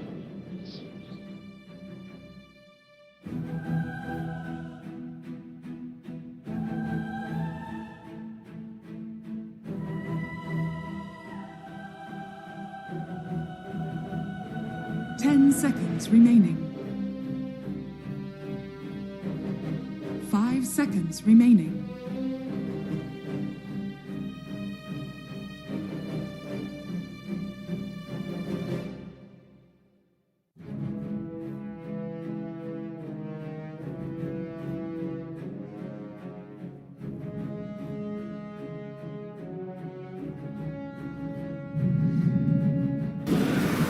tonight. You may now select your heroes.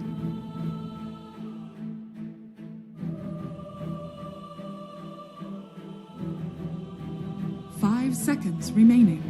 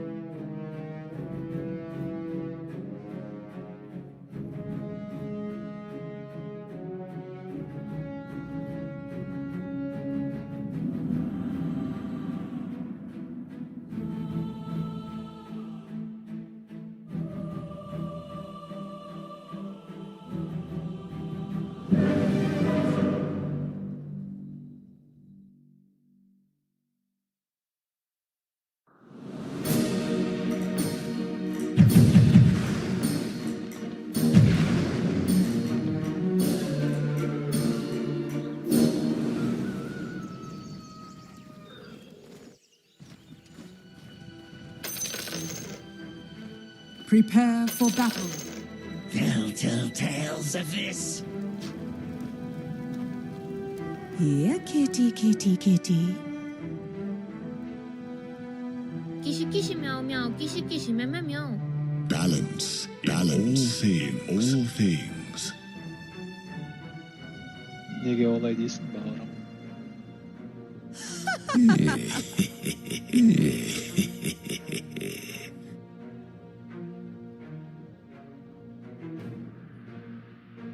Can you stand downwind?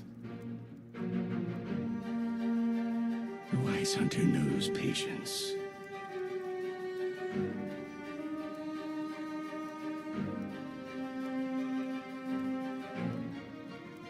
You got rocks in your head.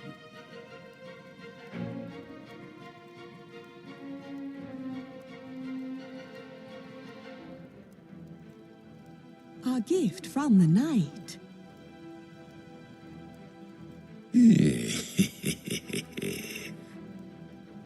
Catch us if you can. Here, kitty, kitty, kitty.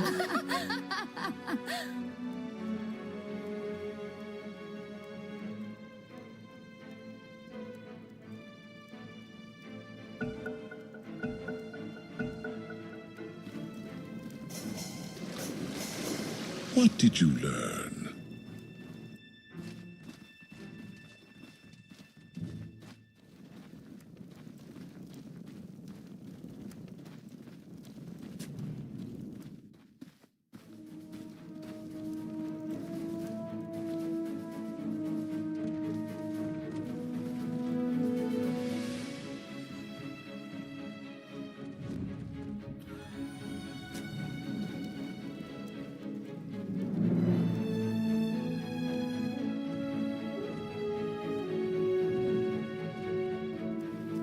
Thirty seconds to battle.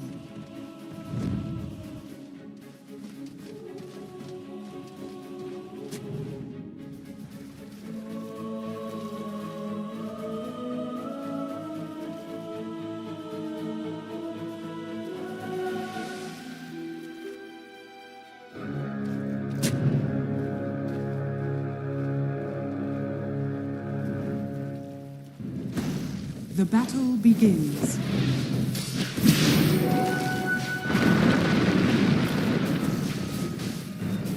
Was there a bounty on me?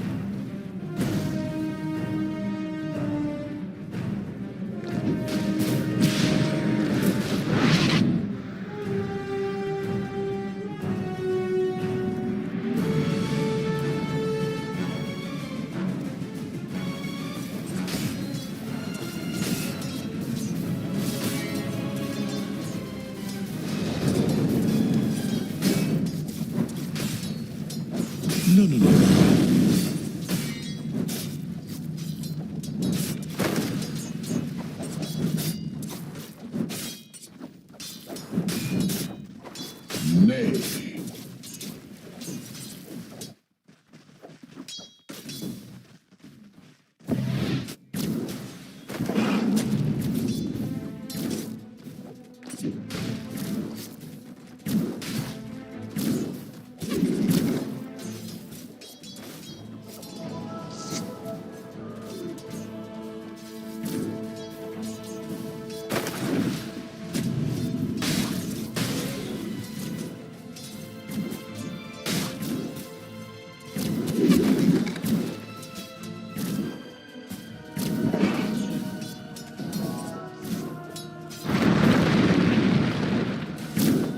Radiant's bottom tower is under attack.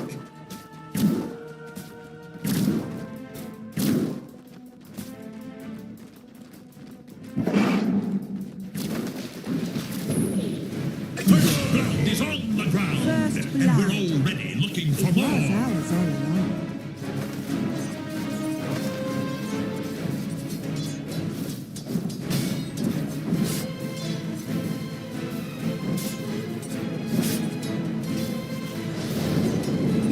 Place is here.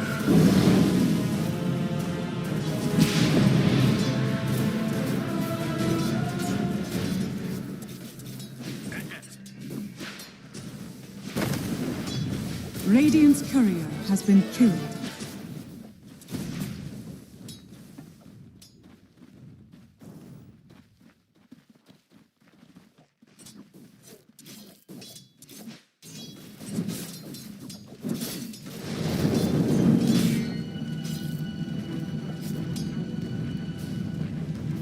Spared you future loss.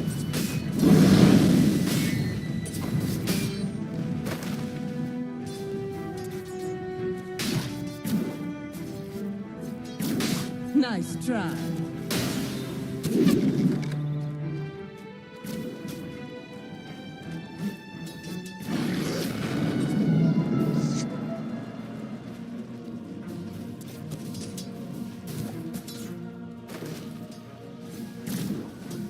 Radiant's bottom tower is under attack.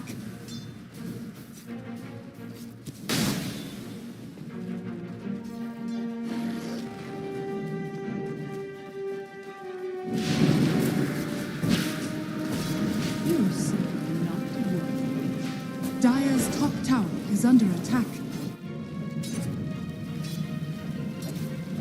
I can't let you have that.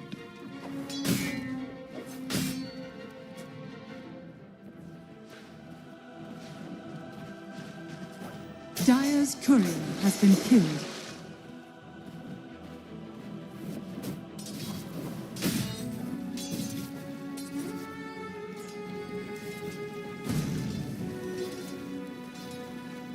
Bountiful.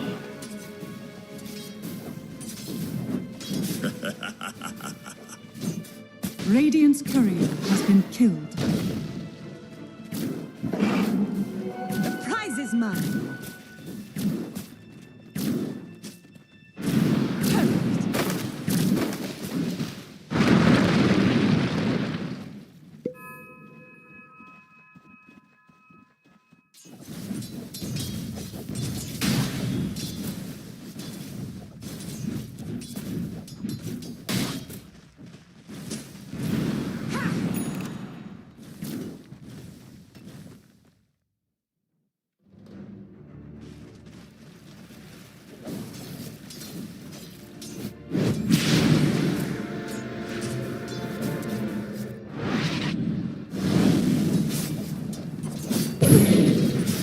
Denied.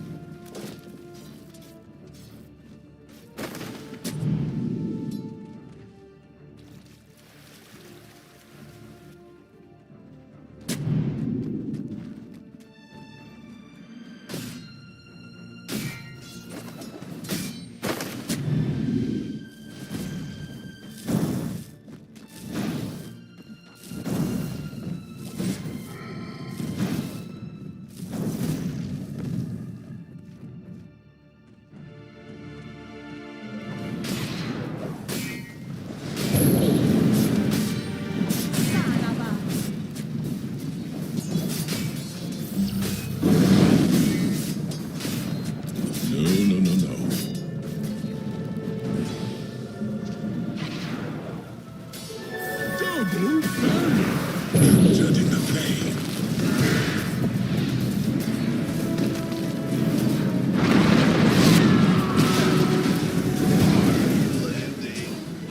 Ice Cube Dragons. Yes, citizen.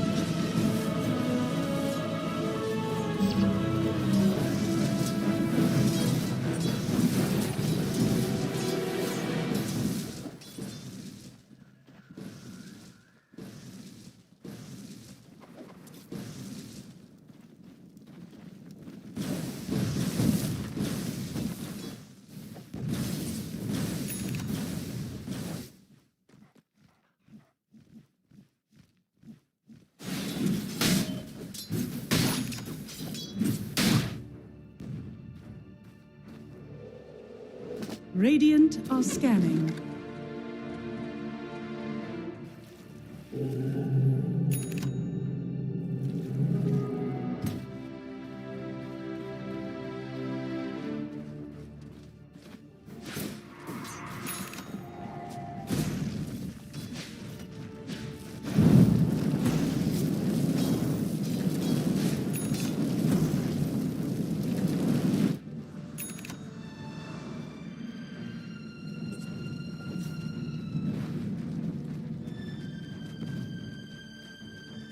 Radiant's bottom tower is under attack.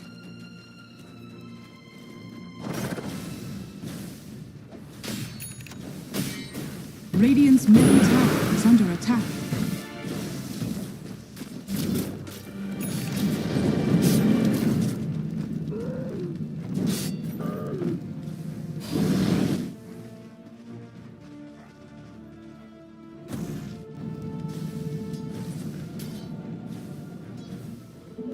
Illusion.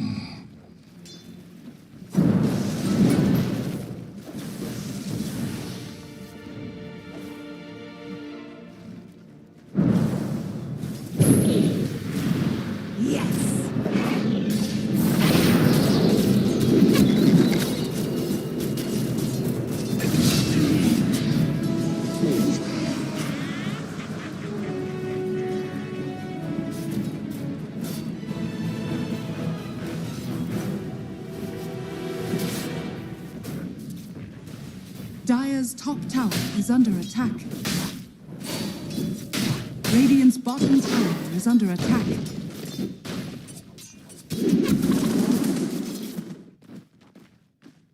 Dire are scanning.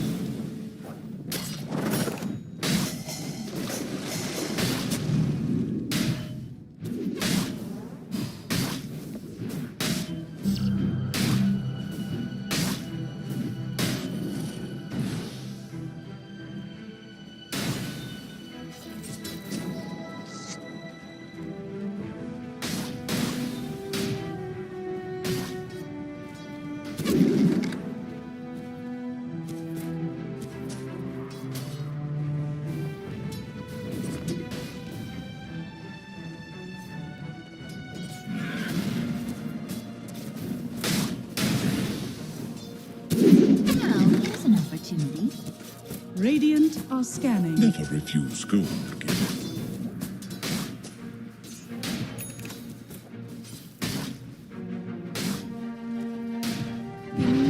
Awaits.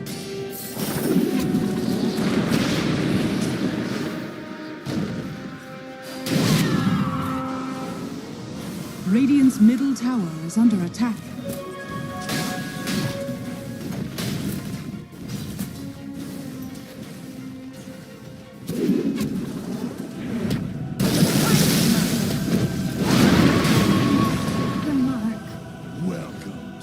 Radiant's bottom tower is under attack. Radiant structures are fortified.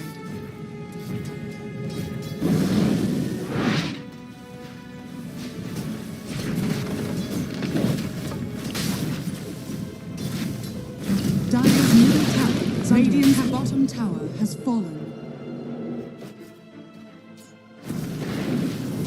Dire are scanning.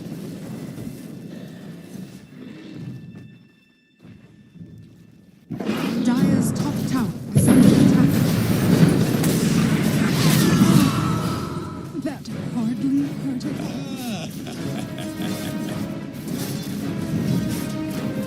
Radiant's middle tower is under attack. Dire's top tower is under attack. Dire's structures are fortified.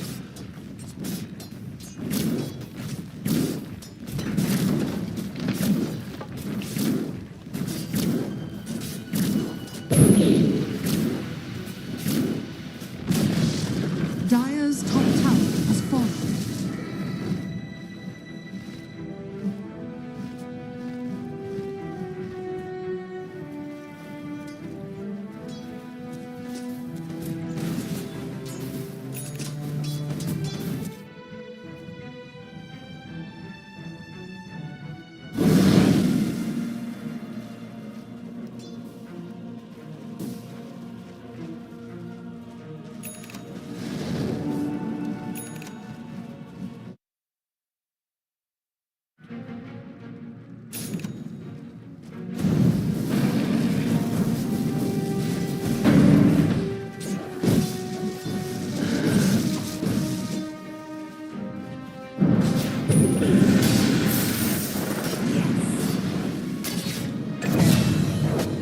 Tres.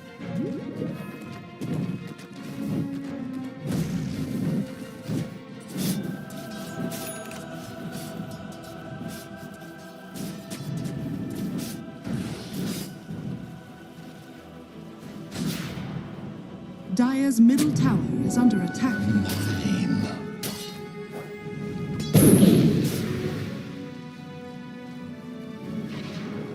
Dire's middle tower is under attack.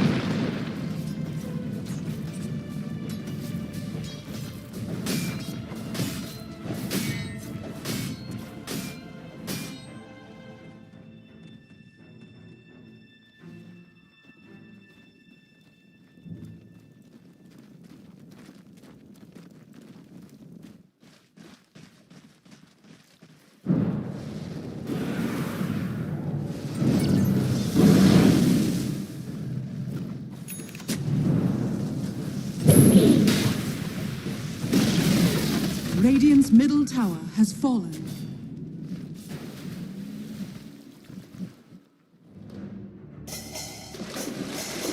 Radiant are scanning.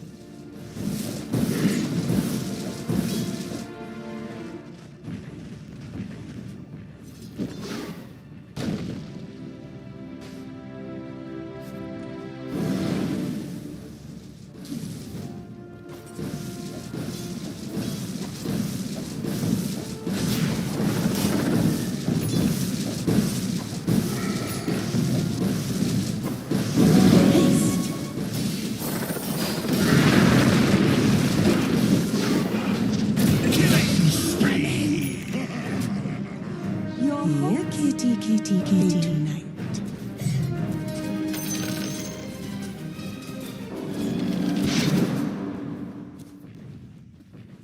Dire's bottom tower is under attack.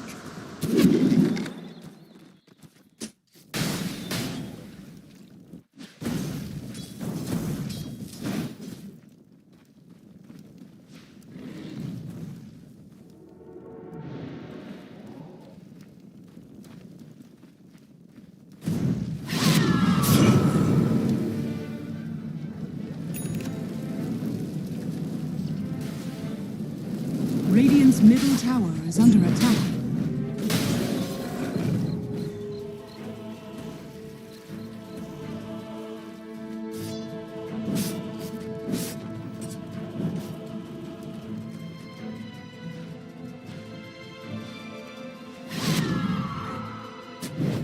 Radiant are scanning.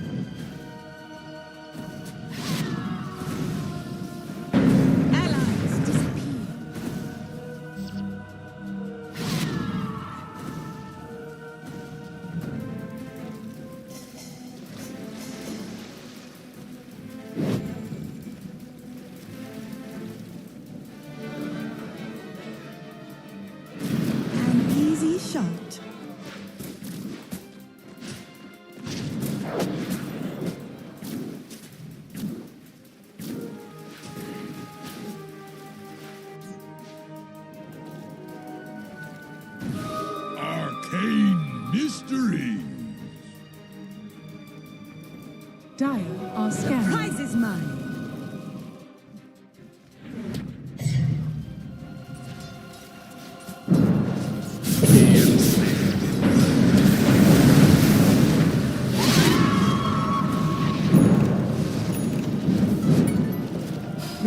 bottom tower is under attack.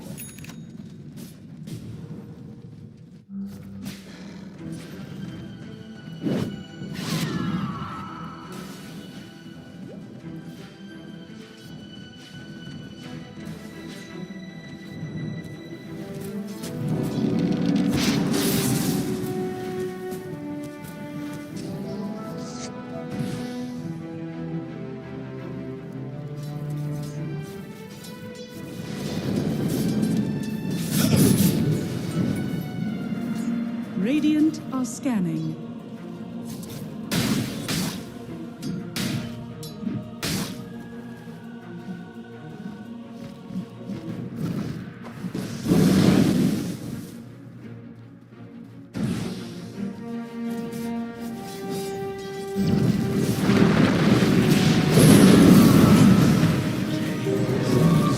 Radiant's middle tower is under attack. No!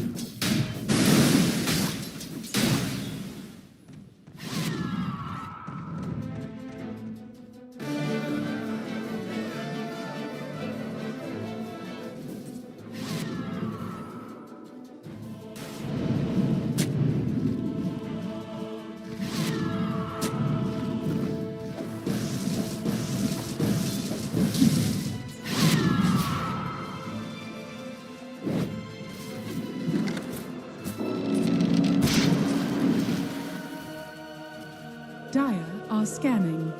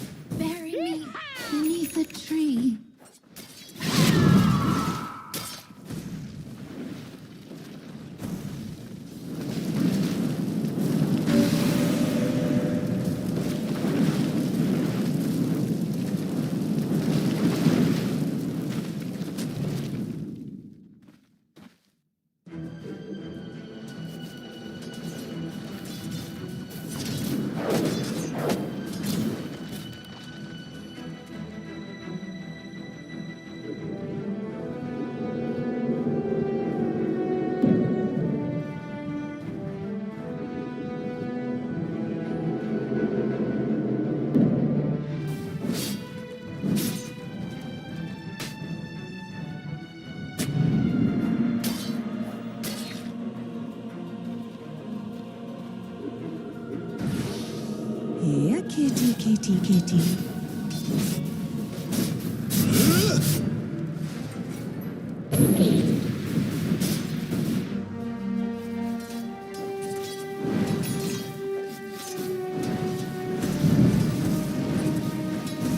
Radiant are scanning.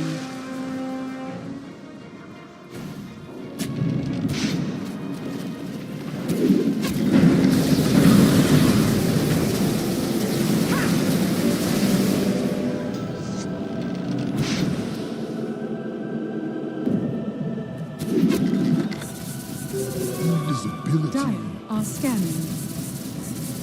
Radiant's bottom tower is under attack.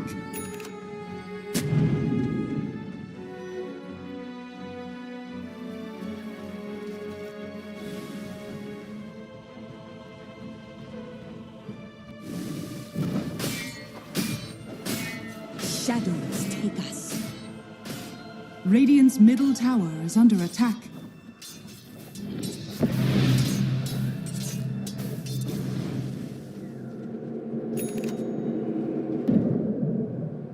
Here, kitty, kitty, kitty.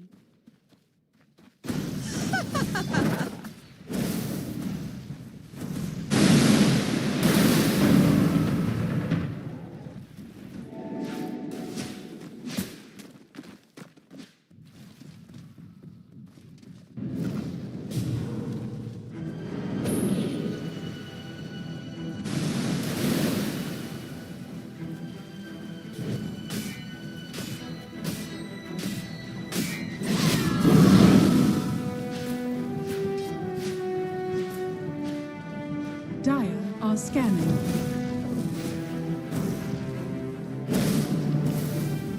Radiant's middle tower is under attack.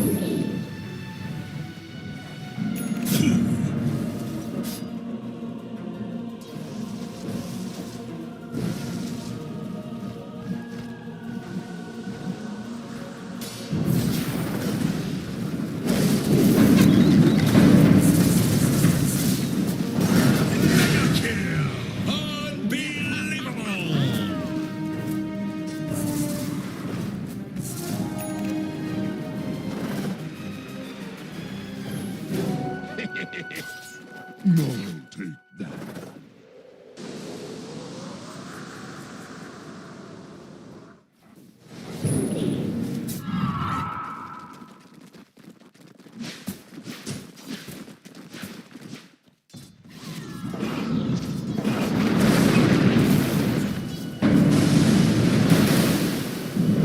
Radiant's bottom tower is under attack. That was lame. Here, kitty, kitty, kitty. Dire's top tower is under attack. A tool to teach.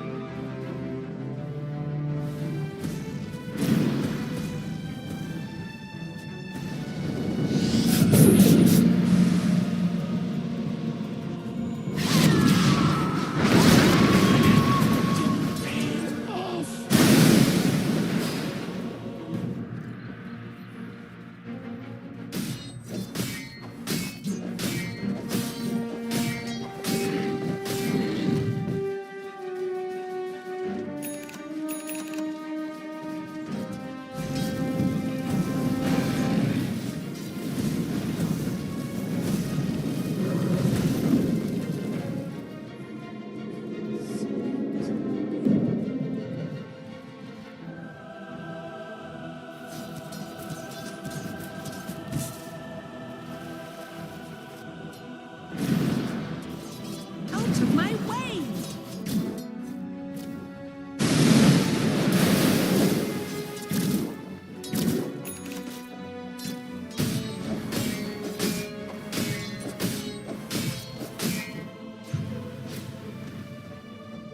Illusion.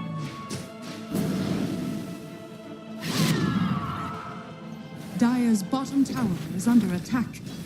Radiant's top tower is under attack. Radiant are scanning.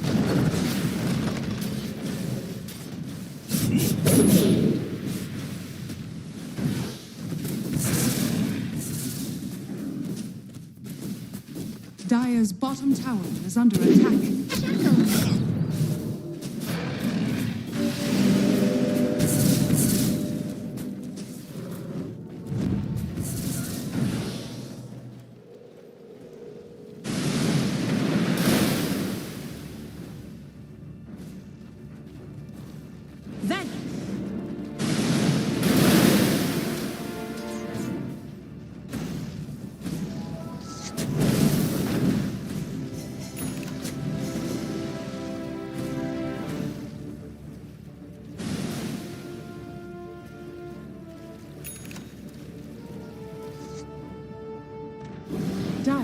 scanning.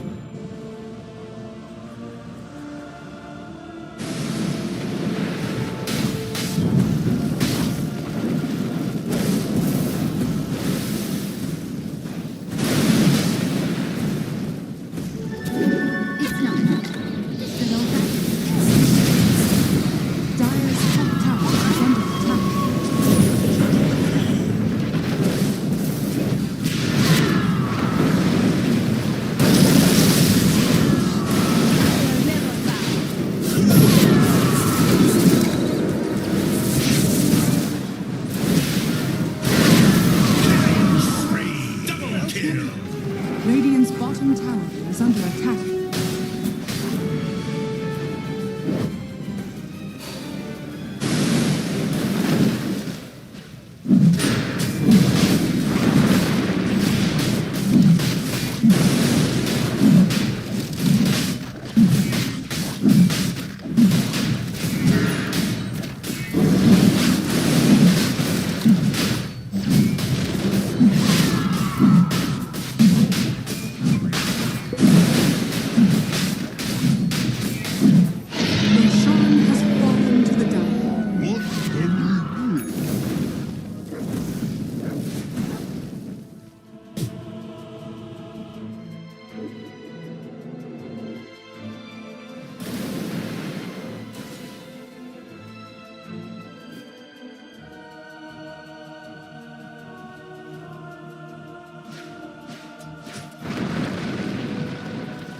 Radiant are scanning.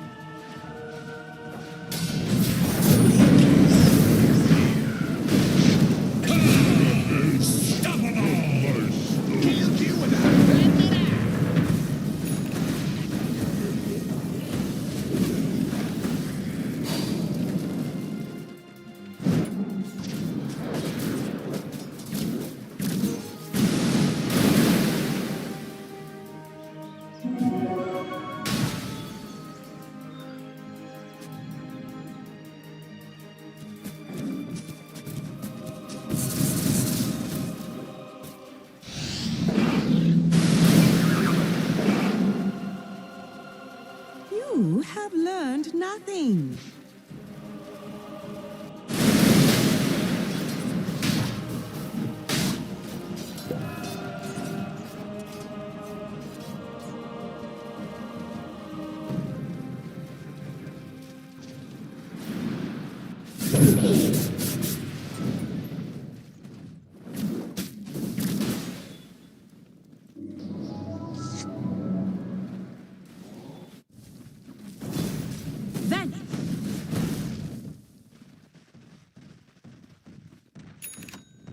Dire are scanning.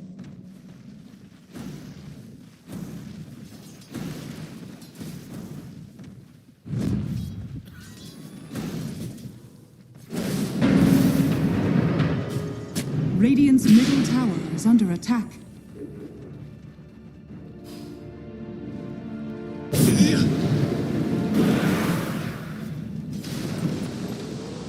Radiant's middle tower is under attack.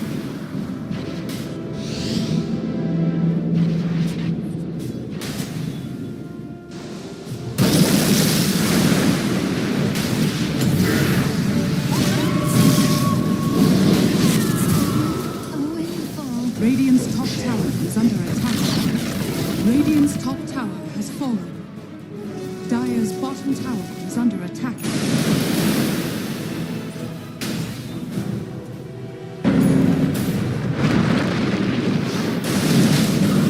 Dire's bottom tower is under attack.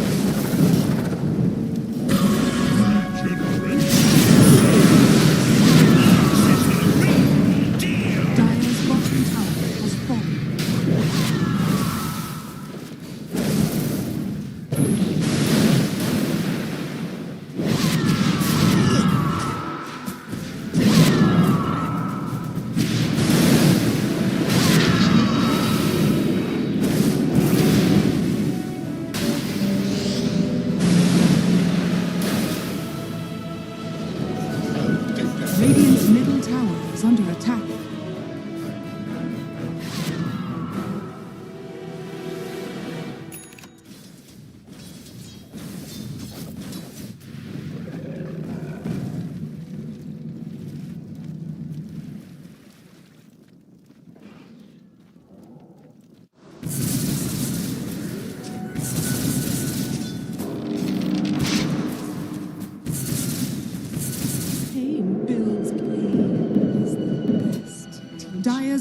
tower is under attack.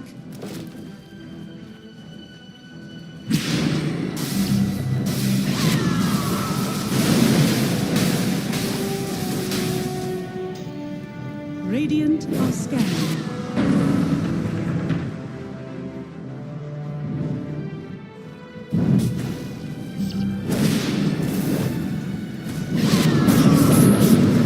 Radiant's middle tower is under attack.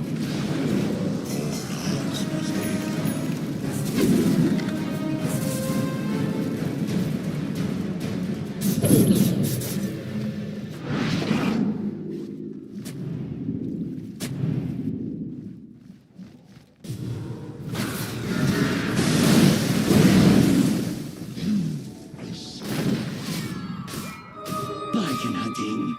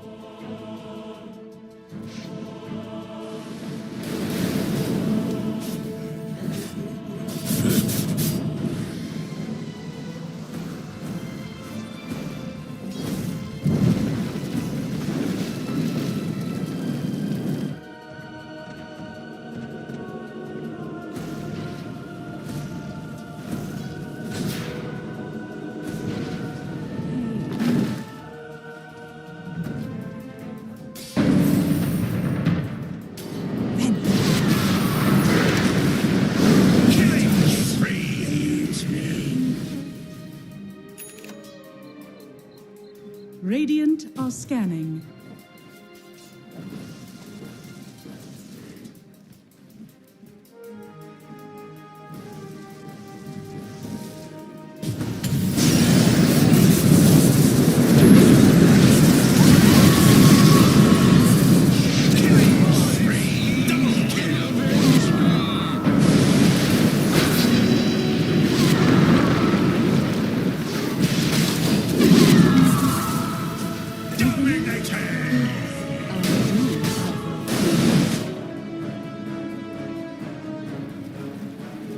Dire's middle tower is under attack.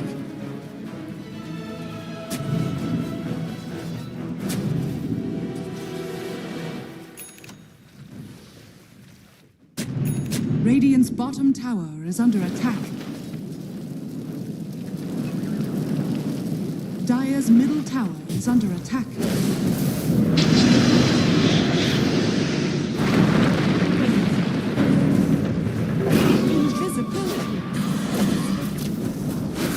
Radiant's bottom tower. Monster kill!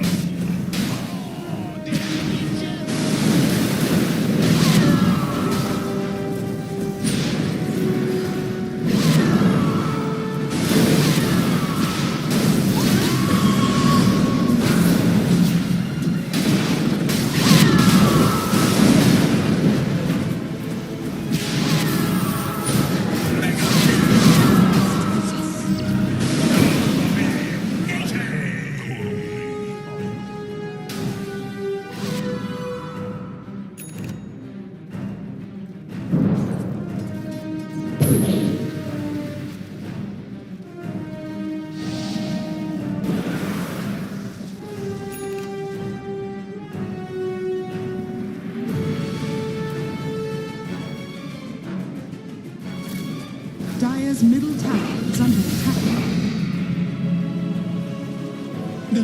Radiant's top tower is under attack. Yeah, kitty, kitty, kitty.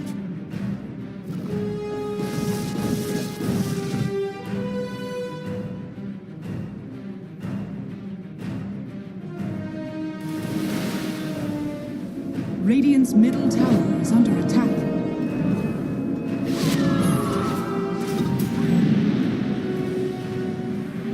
Radiant's top tower is under attack.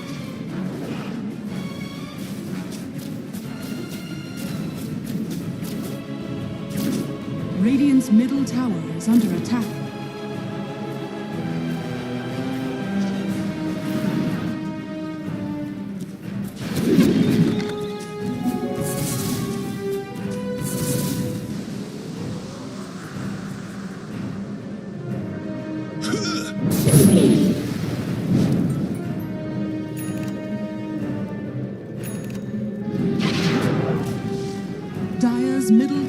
has fallen.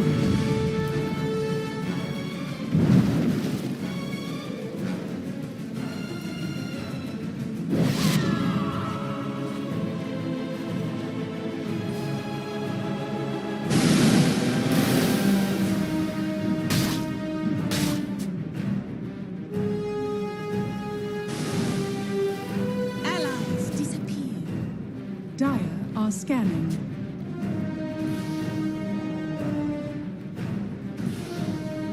Radiant's middle tower is under attack.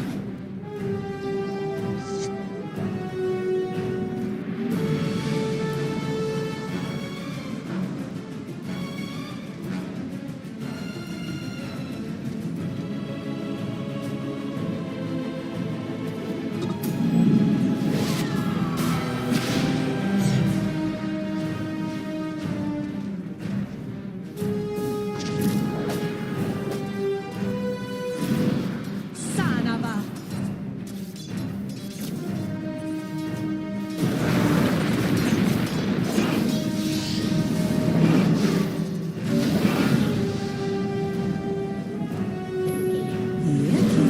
Yeah, kitty.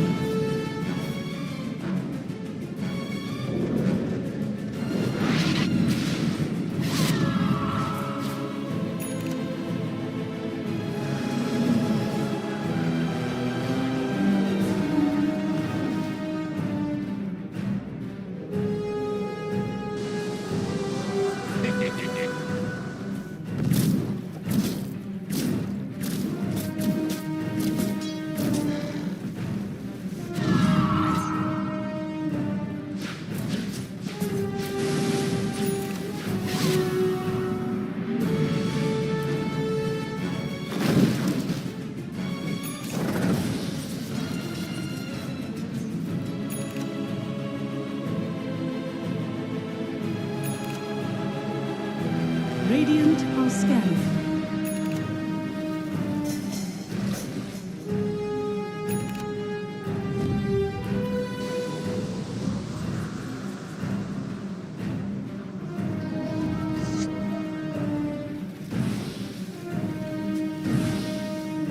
Radiant's middle tower is under attack.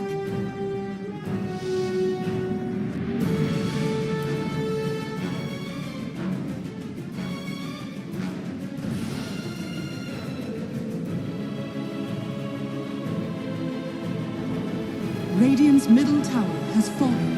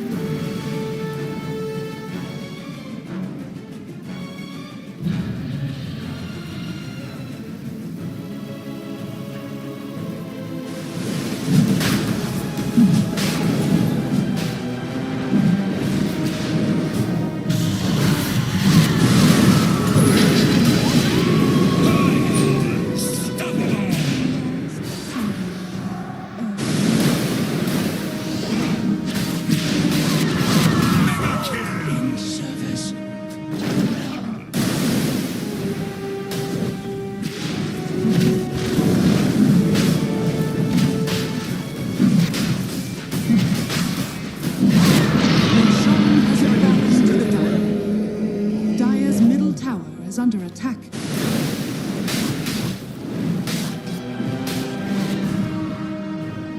An easy shot.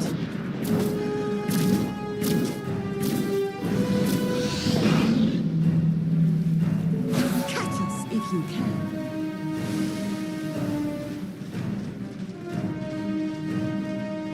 Radiant are scanning.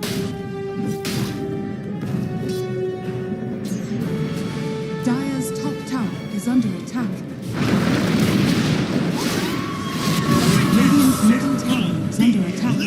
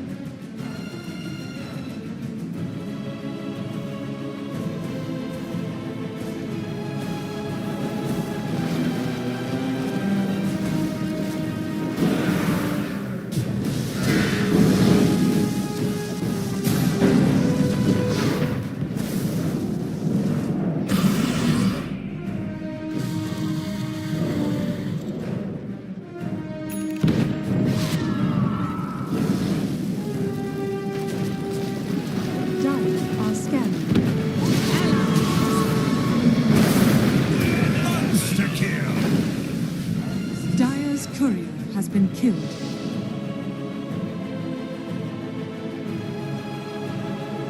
Radiant's top tower is under attack.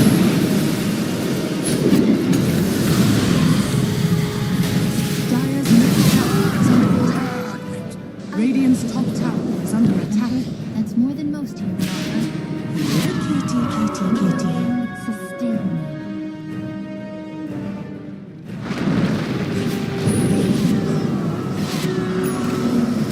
Radiant's top tower has fallen. Dire's middle tower is under attack.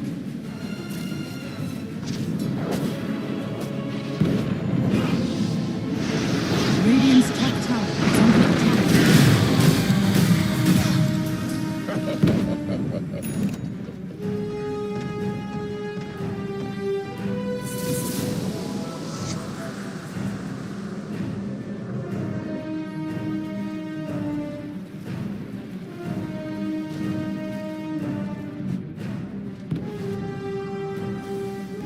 Radiant's middle tower is under attack.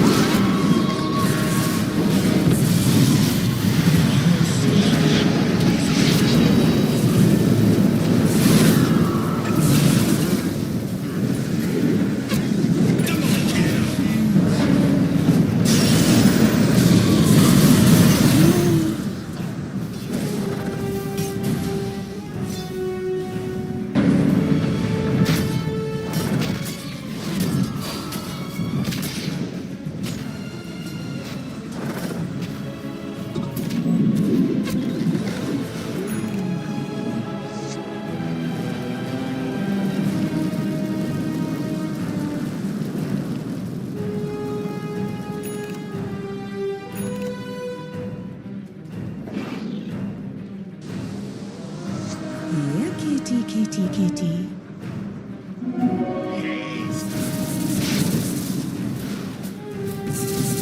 Dire's middle tower is under attack.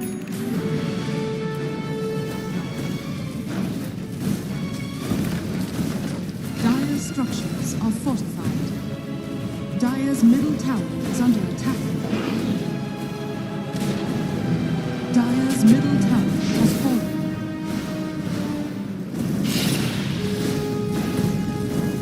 Dire's structures are fortified. Dire's middle tower is under attack. Dire's middle tower has fallen. Dire's middle barracks has fallen.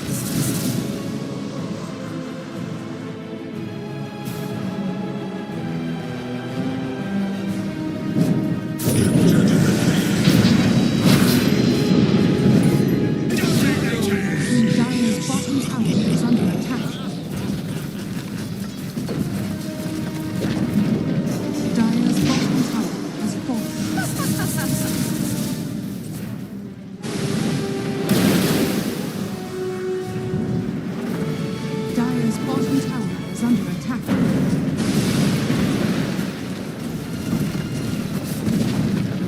Dire's bottom tower has fallen.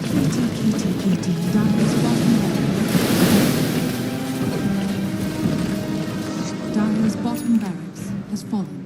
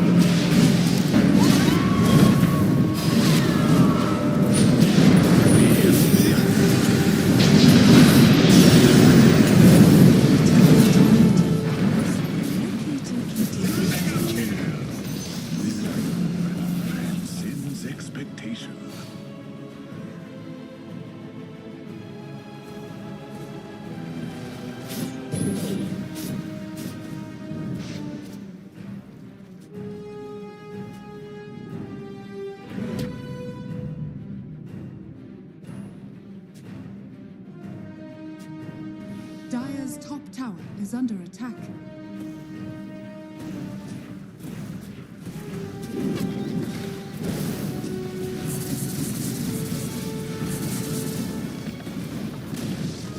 Dire's top tower has fallen.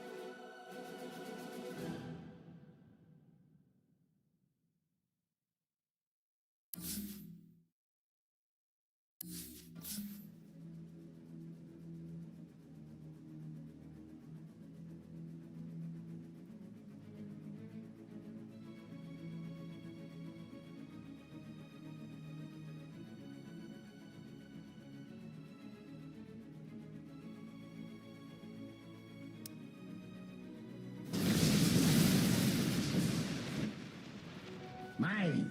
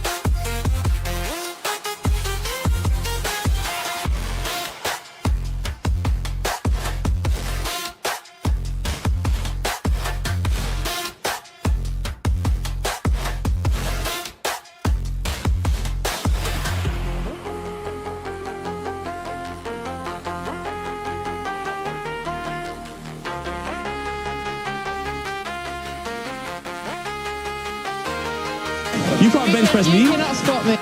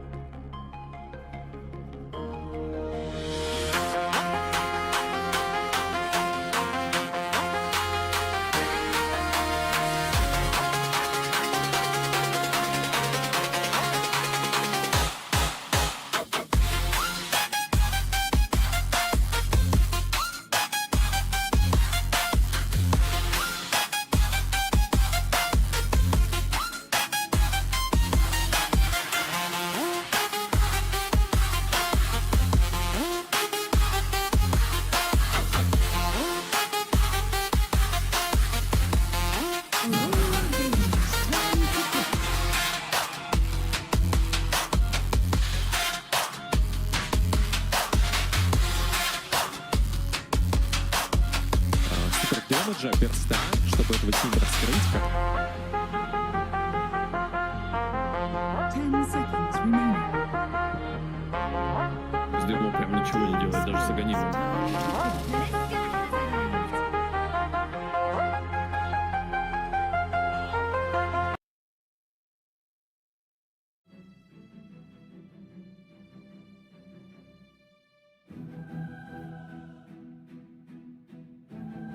Seconds remaining.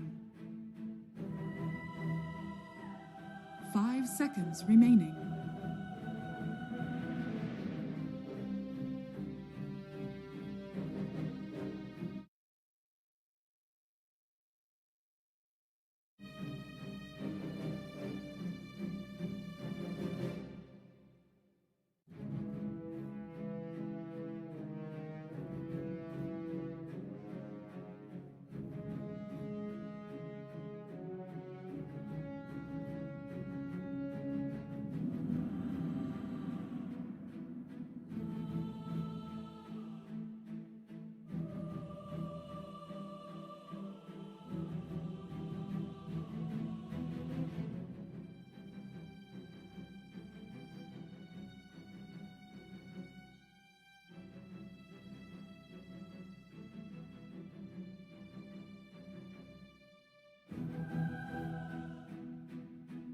Team spirits turn to battle. Void incarnate.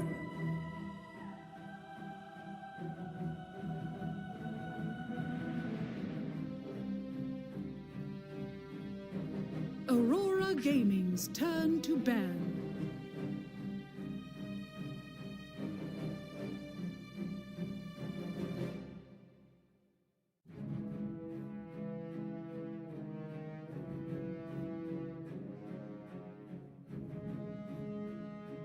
Seconds remaining. 5 seconds remaining.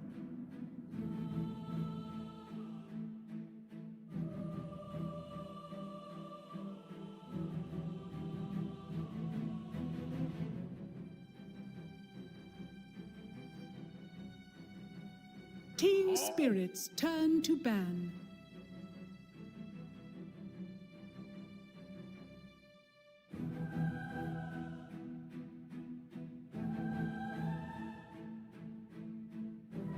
Aurora Gaming's turn to ban.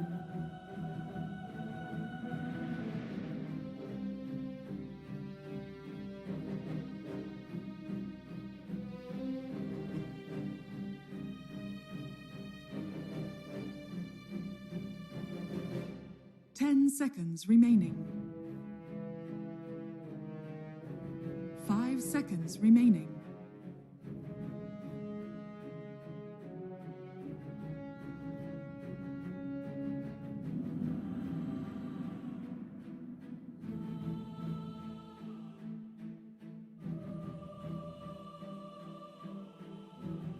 Team spirits turn to pick.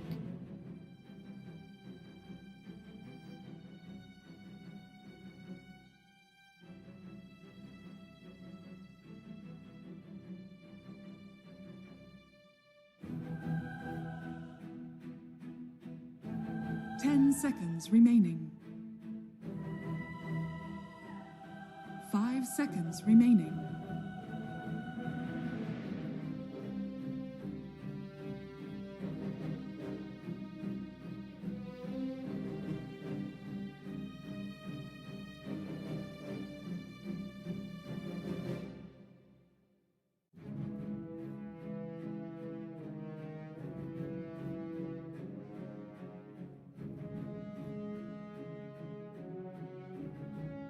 Aurora Gaming's turn to Luna.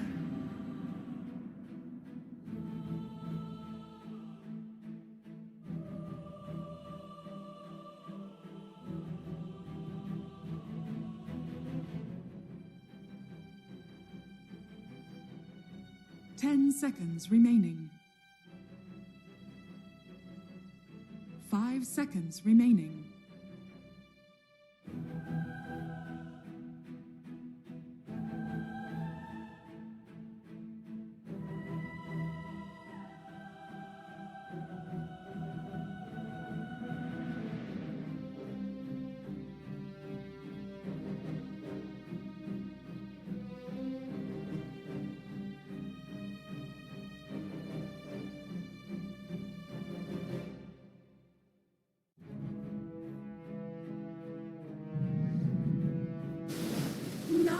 You may now select your heroes.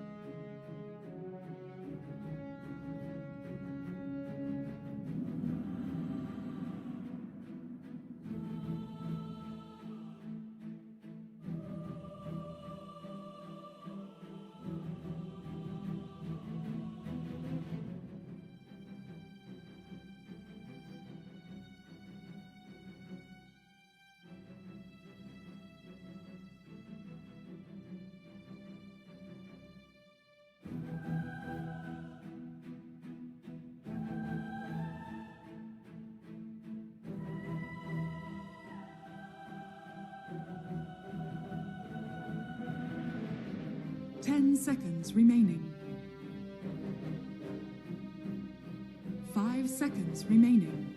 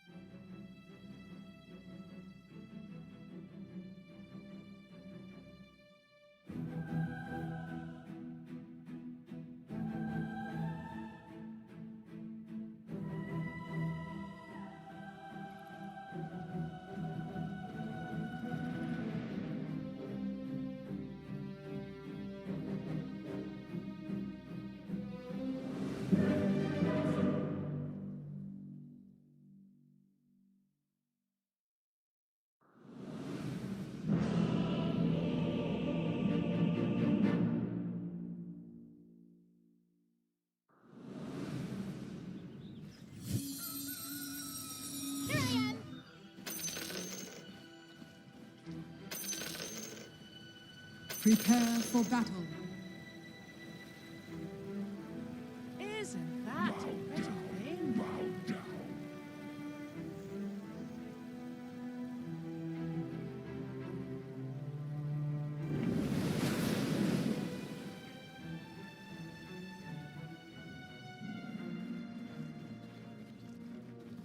Fight!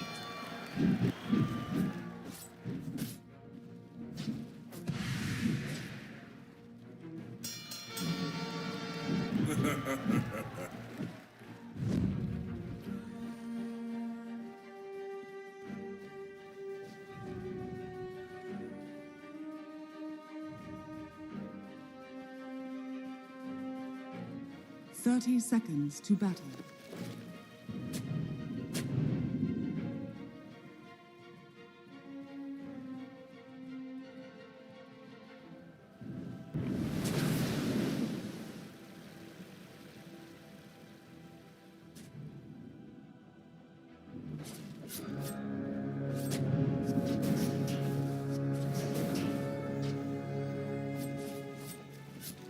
The battle begins.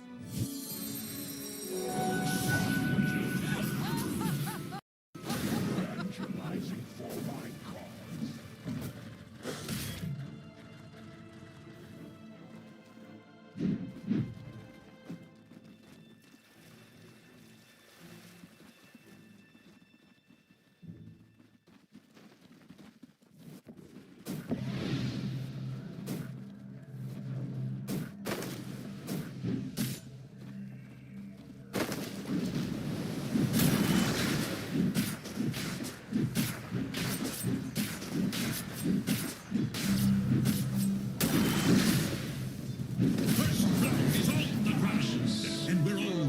'Explode. Now who wants to be second?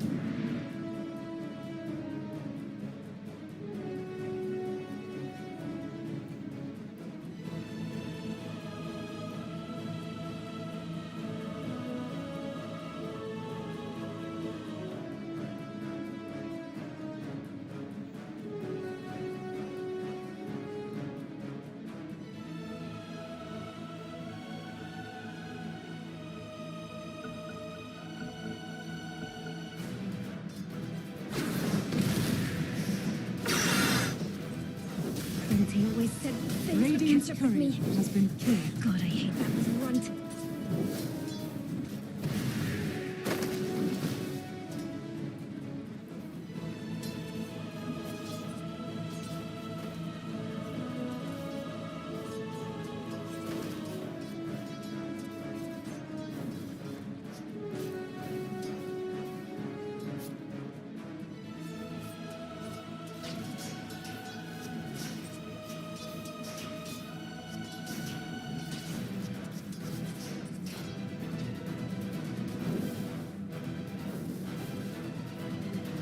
Bow down.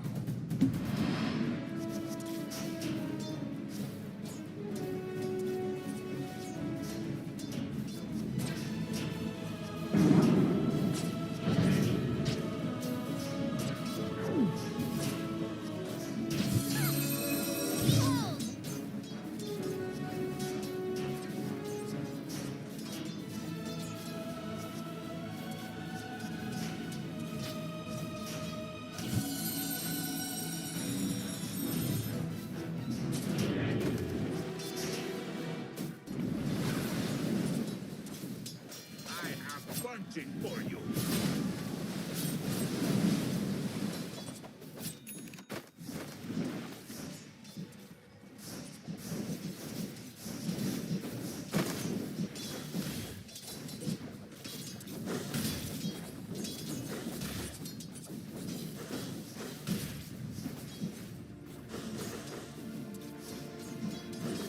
I'm toying with you. You understand that, right? Break their armor, and I will smash them to the earth. Is silence.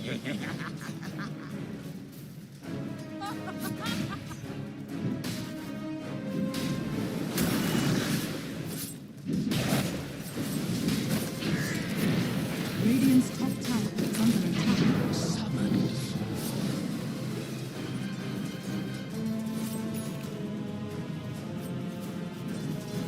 Not for you.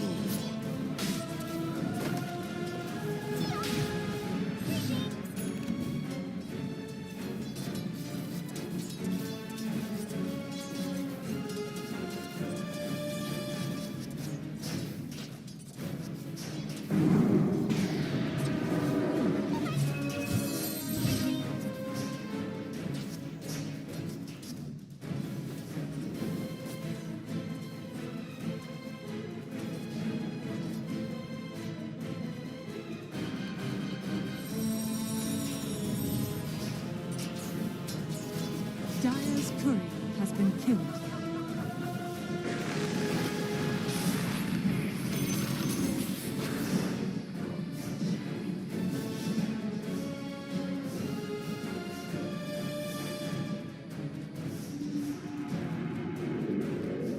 Dire's courier has been killed.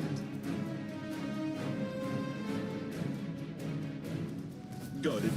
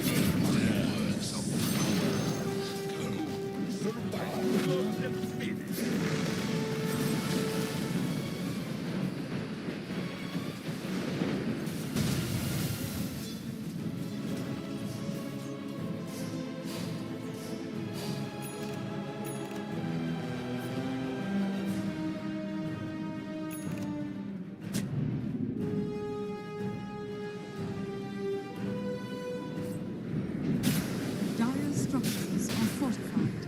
Must run further, can we? Total spawnage. Cut bait.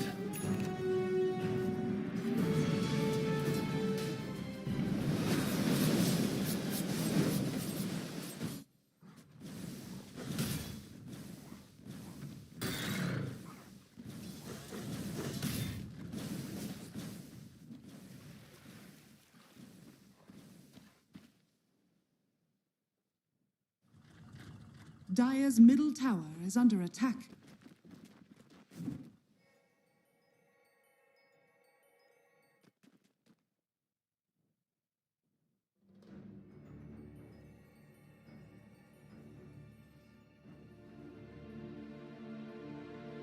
Dire are scanning.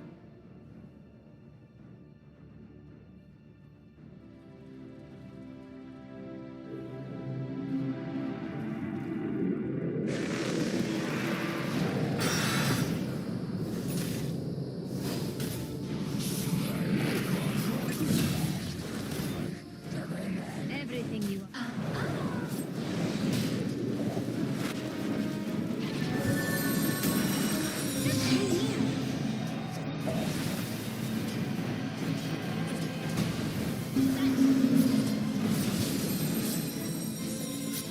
The dusk is always ready for a fight.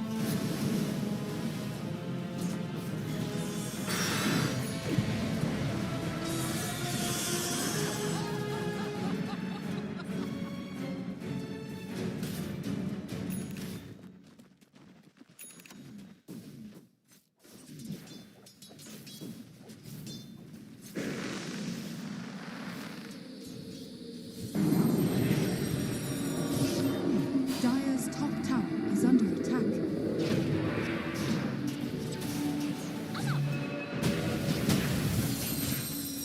Dire's middle tower is under You attack. come from a race of insects, easily swatted.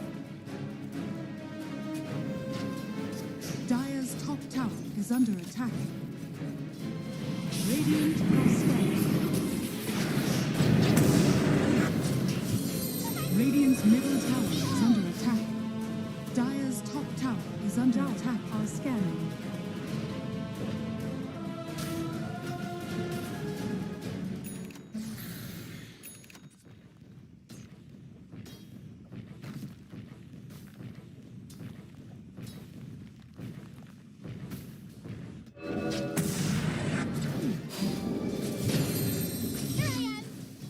I do not comprehend. I must forgive you for being only what you are.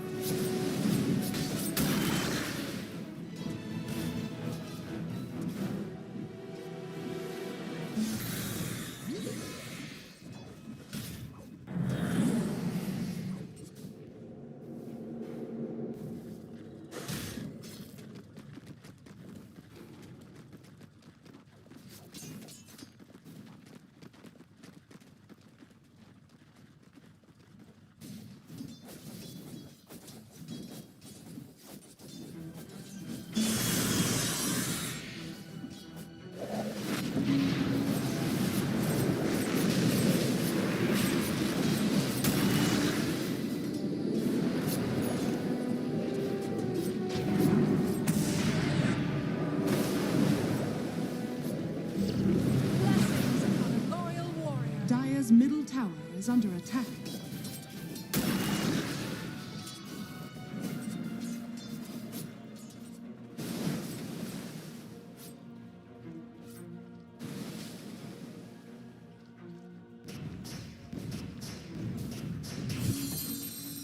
Dire's middle tower is under attack.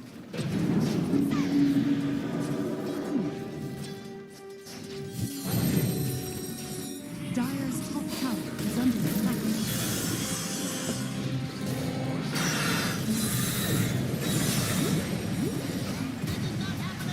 What is this?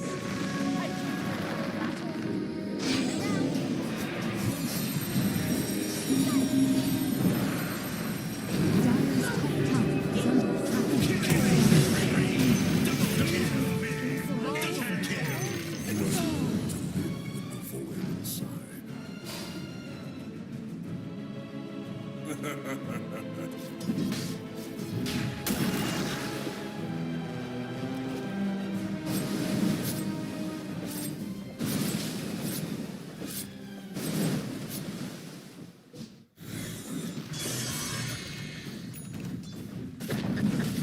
Dire's top tower has been denied.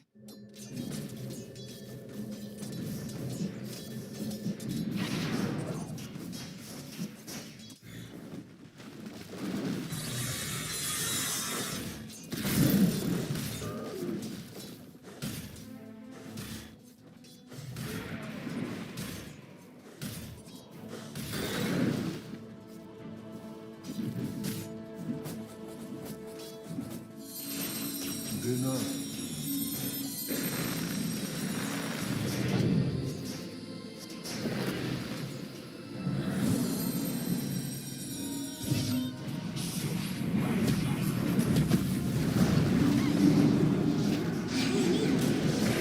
Dire's middle tower has fallen.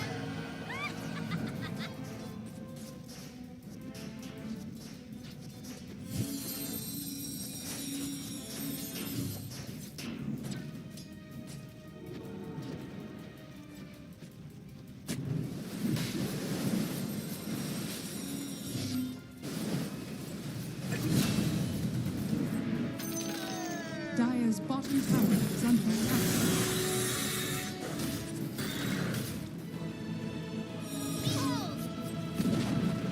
Dire's bottom tower has fallen. Dire are scanning.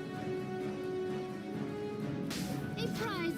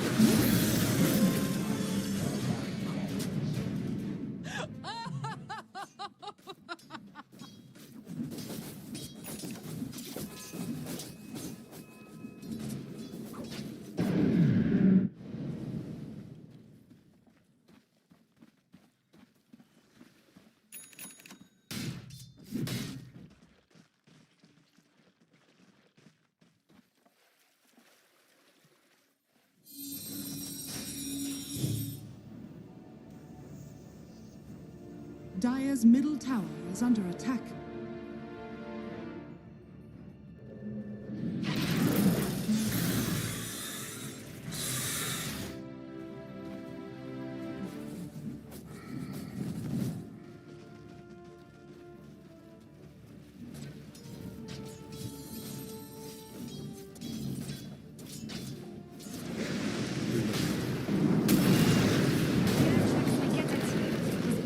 My deepest sympathies.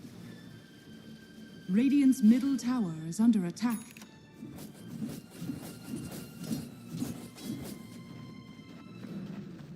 Radiant are scanning.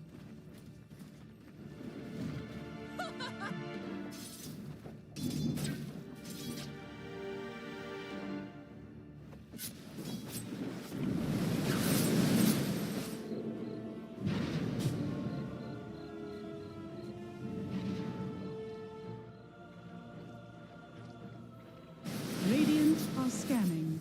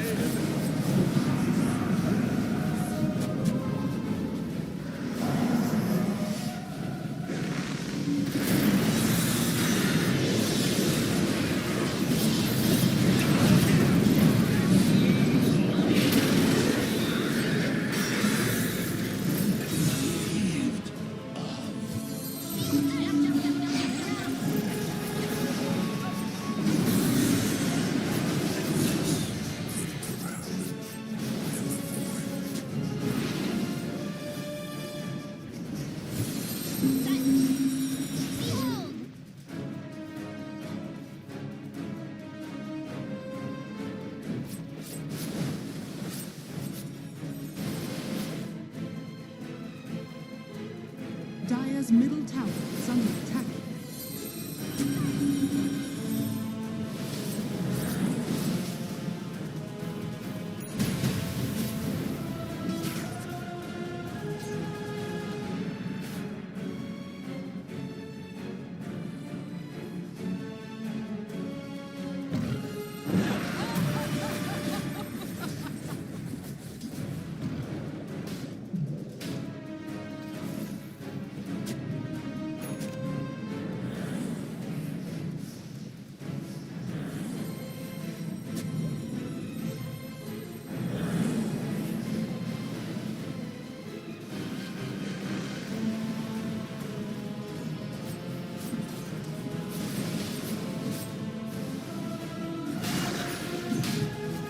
Dire's middle tower is under attack.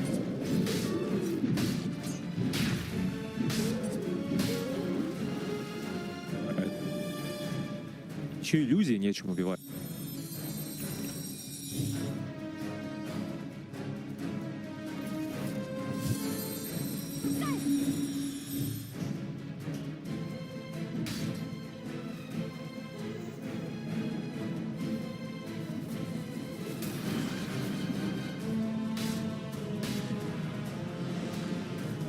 Radiant's middle tower is under attack.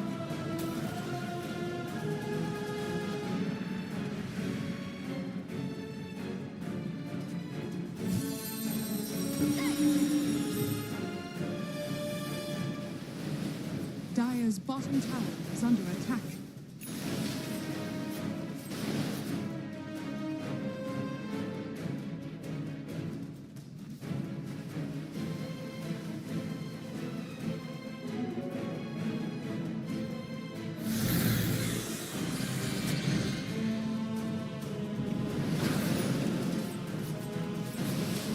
Dire are scanning.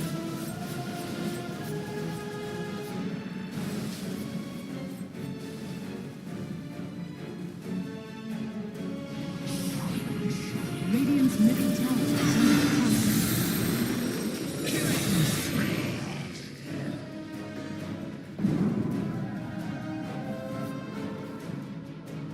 Radiant's middle tower is under attack.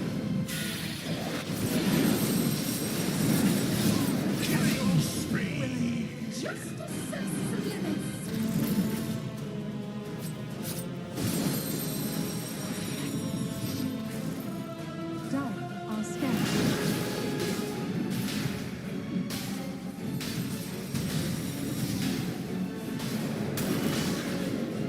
Radiant's bottom tower is under attack.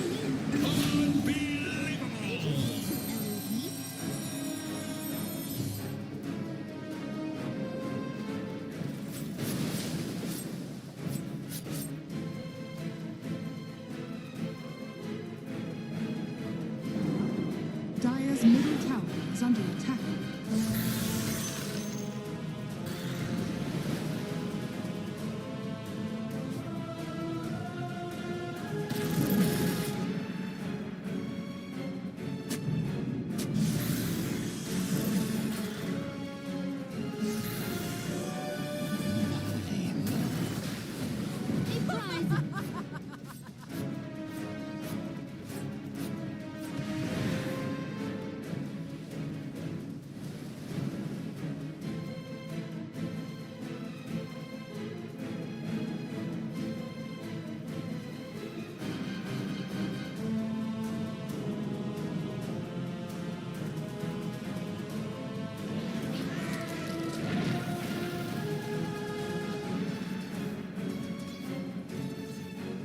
Radiant are scanning.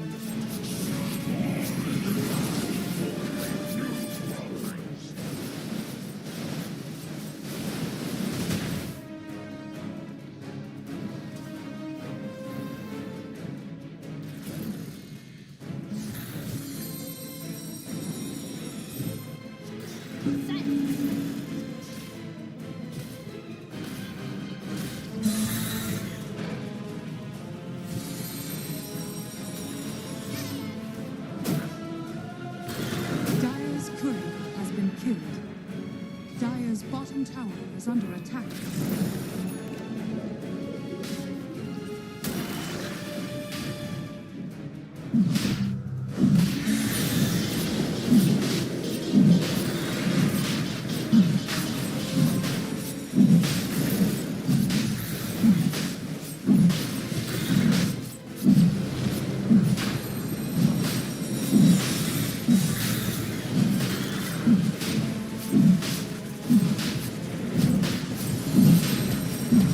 Radiant's middle tower is under attack. Your shrine has fallen to the radiant. Dire's courier has been killed. Radiant's top tower is under attack. Radiant structures are fortified. You're not half the life.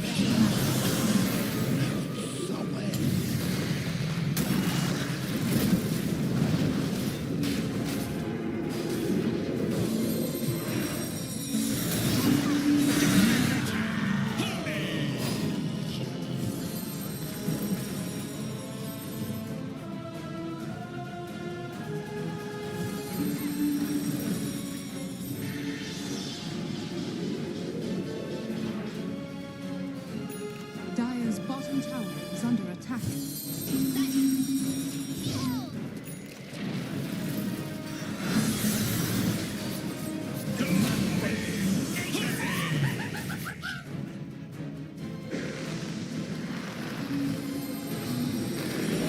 Dire's middle tower is under attack. Dire's structures are fortified.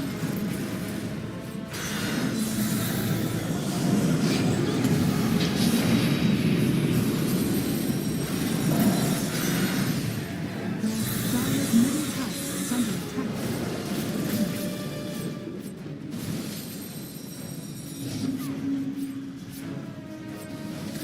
Dire's bottom tower is under attack.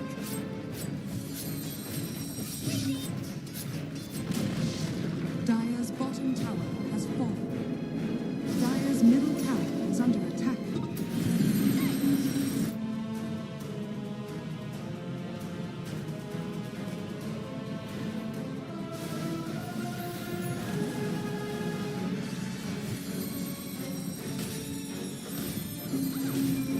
Dire's middle tower is under attack.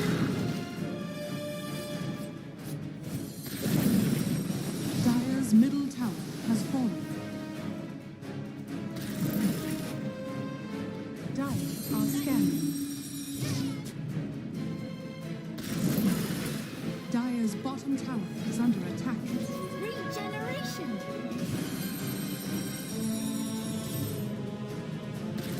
Dire's middle tower is under attack.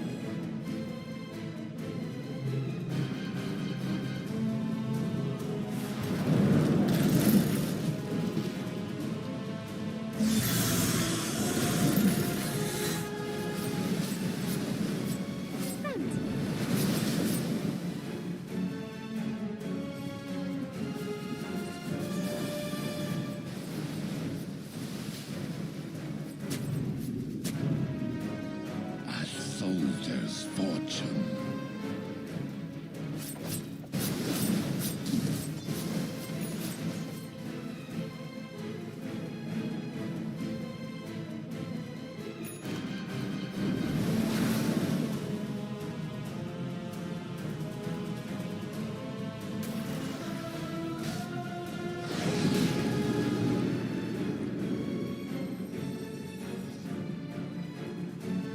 Dire's middle tower is under attack.